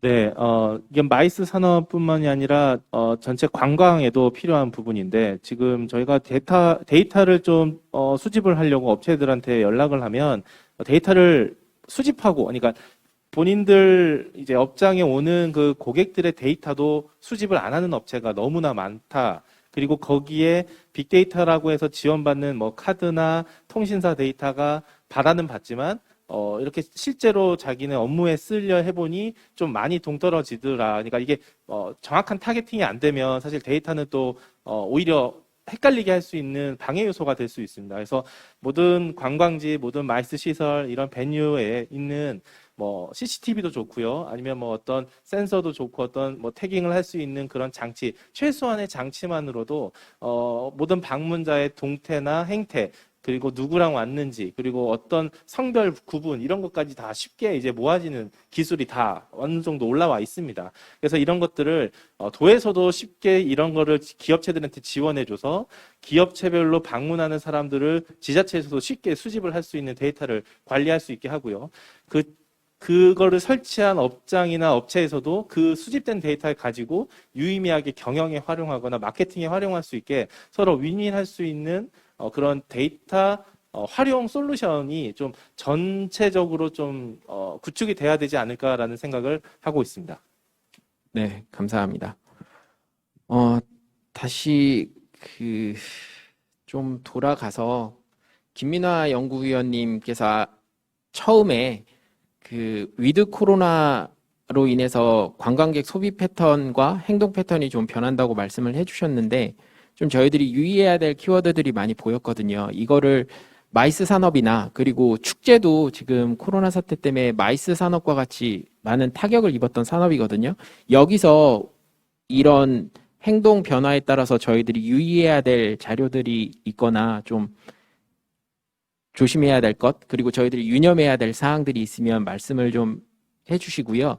또 한 가지 제가 질문을 드리고 싶은 게 희망을 조금 얘기해 봐야 될 것 같습니다. 그래서 백신이 이제 보급이 되거나 코로나가 저희들 일상에서 그냥 감기처럼 이렇게 느껴져서 같이 이렇게 지우고 가서 일상으로 저희들이 돌아갔을 때 다시 여행자 소비 패턴, 행동 패턴이 그 비포 코로나 상태로 갈 것인지 아니면 어떻게 좀 변할 것인지 이건 연구위원님 개인적인 의견이나 그동안의 데이터를 통한 뭐 객관적인 말씀을 해주셔도 좋을 것 같거든요. 그래서 요거 좀 질문은 제가 거창하게 드렸는데 간단하게 요약해서 말씀 부탁드리겠습니다. 코로나 시대에 어떻게 보면 여행 관광 그리고 마이스 산업에서 가장 사실 저희가 고민해야 할 부분은 윤은주 교수님께서도 말씀을 해주셨지만 비즈니스 모델인 것 같습니다. 지금 관광 쪽에도 어떻게 보면은 여행객들이 소비를 할 수 없는 그런 환경으로 많이 가고 있거든요. 뭐 숙박도 아는 사람 집에서 잔다든지 아니면 캠핑을 한다든지 식도락을 즐길 수 없고 내가 뭔가 직접 요리를 해 먹는다거나 아니면은 도시락을 싸간다거나 그런 것처럼 실제 사람들이 많이 오지만 그게 수익으로 연결되지 않는 비즈니스 구조가 많이 일어나고 있다는 게 사실 가장 큰 문제인 것 같습니다. 우선은 장사가 잘 되는 집에는 가려고 하지를 않기 때문에 어떻게 보면은 다 같이 조금씩 벌어야 되는 그런 상황이 되고 있는 것 같거든요. 마이스 산업에서도 똑같다고 보여지고요. 이제 그런 부분을 가장 저희가 주의해야 할 부분이라고 생각을 합니다. 아마 비포 코로나 시대에 있었던 트렌드들이 향후에도 많이, 살아남는 트렌드가 있고 없는 트렌드가 있을 텐데 사실 코로나라는 이런 전염병, 팬데믹의 가장 무서운 점은 사람들한테 전염병에 대한 위험 인식을 굉장히 크게 학습시켰다라는 걸로 보여집니다. 사실 우리나라 사람들이 안전이나 뭐 이런 것에 대해 약간 둔감하다라는 그런 이제 인식도 많이 있는데, 어떻게 보면은 조금한 사고들, 뭐 사고라든지 전염병이라든지 물론 환경적인 변화 이런 것들에 사람들이 굉장히 그 예민하게 받아들일 수 있고, 그런 것들이 학습됨으로써 전체적으로 굉장히 사람들이 소극적으로 행동할 수 있는 이런 것들에 주의를 해야 되지 않을까. 앞으로 우리가 뭔가 적극적으로 행동할 수 있는 그런 여지, 운신의 폭 자체가 굉장히 좁아지는 거 아닐까라는 부분에서 조금 부정적인 개인적인 그런 의견은 있습니다. 네, 열띤 토론 정말 감사하고요. 마무리 말씀 한마디씩 듣도록 하겠습니다. 1분 정도로 꼭 이 좌담회에서 마이스 산업을 위해서 꼭 빅데이터 주제랑 연결이 안 하더라도 이렇게 해야 우리 제주 마이스 산업 더 잘 될 것 같다. 한마디씩 부탁드리겠습니다. 끝부터 시작을 해볼게요. 강봉조 대표님부터 차례로 제주 마이스 산업 힘낼 수 있도록 앞으로 더 위기를 잘 헤쳐나갈 수 있도록 짧게 1분씩 한마디만 부탁드리겠습니다. 네, 제주도는 여러분도 아시다시피 다른 지역이 갖지 않은 그 유니크함을 갖고 있습니다. 지금 뭐 여기 행사장을 보셔도 여러분 아실 수 있죠. 그 유니크함이 뭐 하루아침에 사라지거나 뭐 코로나 같은 이런 전염병 때문에 갑자기 없어지거나 하지는 않거든요. 그래서 오히려 그 가치 그리고 그 활용법을 더 연구해서 준비를 잘 해놓는다면 오히려 더 그러니까 더 두각을 드러낼 수 있는 기회가 곧 올 거라고 생각합니다. 그래서 그때까지 좀 다 같이 좀 힘내고 머리를 맞대서 연구를 같이 했으면 하는 마음이 있습니다. 그 새로운 게 조금 두렵고 걱정스럽긴 하겠지만 그걸 우리가 지금 인지했다면 노력해야 된다고 생각하거든요. 그게 어쩌면 뭐 우리끼리의 지금 오늘 같은 이런 토론회를 통해서 얻어지는 어떤 것들에 대한 공부일 수도 있다고 생각하고요. 그렇게 된 다음에는 그 변화된 거에 대해서 다시 그 적응할 거예요. 사람이니까. 근데 그 적응은 다시 또 변화가 올 것이기 때문에 그 다음엔 또 공부해야 될 거고 다시 적응하고 이게 계속 반복적일 거라고 생각하는데, 그래도 마이스 업계의 한 사람으로서는 그 마이스 산업이 그 대면 산업의 꽃이라고 불렸던 게 있으니 그 얼른 회복되어서 그 시기에 산업의 그 느낌을 다시 느낄 수 있었으면 하는 바람이 있습니다. 저는 여러 가지 생각이 지금 막 오고 가는데, 뭐 어떤 거를 해달라라기보다는 제주도가 갖고 있는 장점은 앞서서도 많은 분들이 말씀하신 것처럼 친환경인 것 같아요. 근데 지금 제주도에 많은 사람들이 오고, 제가 엊그저께 본 기사에 따르면 11월에 제주 방문객은 작년 11월보다도 지금 많다라고 전 들었는데, 그런 것들이 자칫 여기에 오려고 하는 사람한테는 지금과 같은 코로나 상황에는 제주도 갔다가 큰일 나는 거 아니야? 라는 생각도 사실은 들 수 있습니다. 그런 부분들에 대한 제가 이 이야기를 드리는 이유는 제주도가 천혜의 자연을 갖고 있기 때문에 친환경적인 센터이기도 하지만 이 자연을 지켜야 되는 부분에 있어서도 제주도가 앞장서줘야 되지 않을까 하는 생각이 들어서 이런 말씀을 드립니다. 그래서 방문객에 대한 관리도 분명히 중요할 거고, 제주도가 갖고 있는 이 정말 전 세계에서 진짜 손꼽을 수 있는 장점인데, 이 장점을 좀 유지할 수 있도록 그런 부분들에 대해서 신경을 많이 써주시면 좋을 것 같습니다. 빅데이터가 많이 이제 주목을 받고 있지만 그 중에서도 어떻게 보면은 빅데이터가 굉장히 앞서 나갔었던 분야가 관광 분야인 것 같아요. 이동과 소비, 돈을 쓰는 것에 대한 그 데이터 확보가 굉장히 잘 되고, 기존에 어떻게 보면은 우리가 손에 잡을 수 없었던 그런 데이터들을 많이 이제 잡을 수 있게 된 것 같거든요. 그래서 빅데이터 그리고 이제 뭐 마이스 산업을 중심으로 생각을 했을 때 가장 중요한 것은 계속해서 데이터를 볼 수 있어야 되는 점, 그리고 제주만 보시면은 안 되고 마이스만 보시면 안 되고 전체의 시장의 흐름과 그리고 상대적인 그런 영향, 크기 이런 것을 같이 보실 수 있는 데이터 센터를 구축을 하시는 것이 데이터 활용을 하는 데에 한계가 없지 않을까라고 이제 생각을 합니다. 네, 감사합니다. 오늘 이 자리에 패널로 참석해 주신 걸 인연으로 해서 저희 윤원주 원장님, 저희 연구위원님, 제주도를 응원해 주시고 많이 도와주시는 협력자가 돼 주실 거라고 믿습니다. 오늘 좌담에도 저희들 이렇게 정리를 해야 되는데요. 시간이 좀 모자라서 더 깊이 있는 얘기를 못한 점이 굉장히 큰 아쉬움으로 남는 자리였습니다. 토론회 1, 2부를 보면서 제가 느낀 거는 코로나19라는 저희들이 한 번도 겪어보지 못한 위기, 이 어려운 상황에 빅데이터가 우왕좌왕하지 않고 저희들이 갈 수 있를 제시해주는 키워드라는 생각이 들었습니다. 그래서 빅데이터가 굉장히 소중하고 이 빅데이터를 읽는 눈을 이렇게 좁은 시야가 아닌 거시적인 시각으로 봐야겠다는 많은 배움을 얻었고요. 제주 마이스 산업이 이런 빅데이터가 제시해주는 길을 찾고 갈 수 있도록 제주특별자치도 그리고 제주 컨벤션뷰로 마이스 업계에 계신 많은 산업체분들 다 같이 협력해서 노력을 해야 될 거라는 생각이 들었습니다. 그리고 그렇게 노력해 갈 것입니다. 오늘 이 자리에 참석해 주신 패널분들께 다시 한번 박수 부탁드리고요. 저희들 제주 마이스 산업 활성화를 위해서 좌담회를 3회 이렇게 진행을 했습니다. 오늘이 그 좌담회로서는 마무리 자리인데 그동안 저희들이 이야기 나눴던 모든 자료들이 저희 제주 컨벤션 뷰로 공식 유튜브 채널에 있습니다. 많이 봐주시고 많이 느껴주시고 글도 많이 달아주셔서 저희들이 더 발전할 수 있게 그렇게 함께 참여해 주셨으면 좋겠습니다. 감사합니다.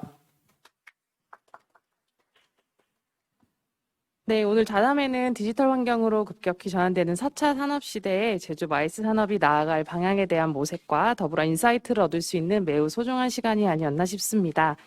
오늘 좌담회는 제주 컨벤션뷰로 유튜브 공식 채널로 생중계되었는데요. 제주 마이스 산업을 선도하는 제주 컨벤션뷰로의 최신 홍보 영상과 유용한 정보가 필요하신 분들은 구독 버튼 눌러주시고요. 보시는 영상마다 좋아요와 댓글 부탁드리겠습니다. 이상으로 3차 마이스 활성화 좌담회를 마치도록 하겠습니다. 오늘 수고해주신 좌장으로 수고해주신 분들과 또 패널로 함께해주신 분들께 깊은 감사의 말씀 드리고요. 이상으로 함께해주신 여러분 감사합니다.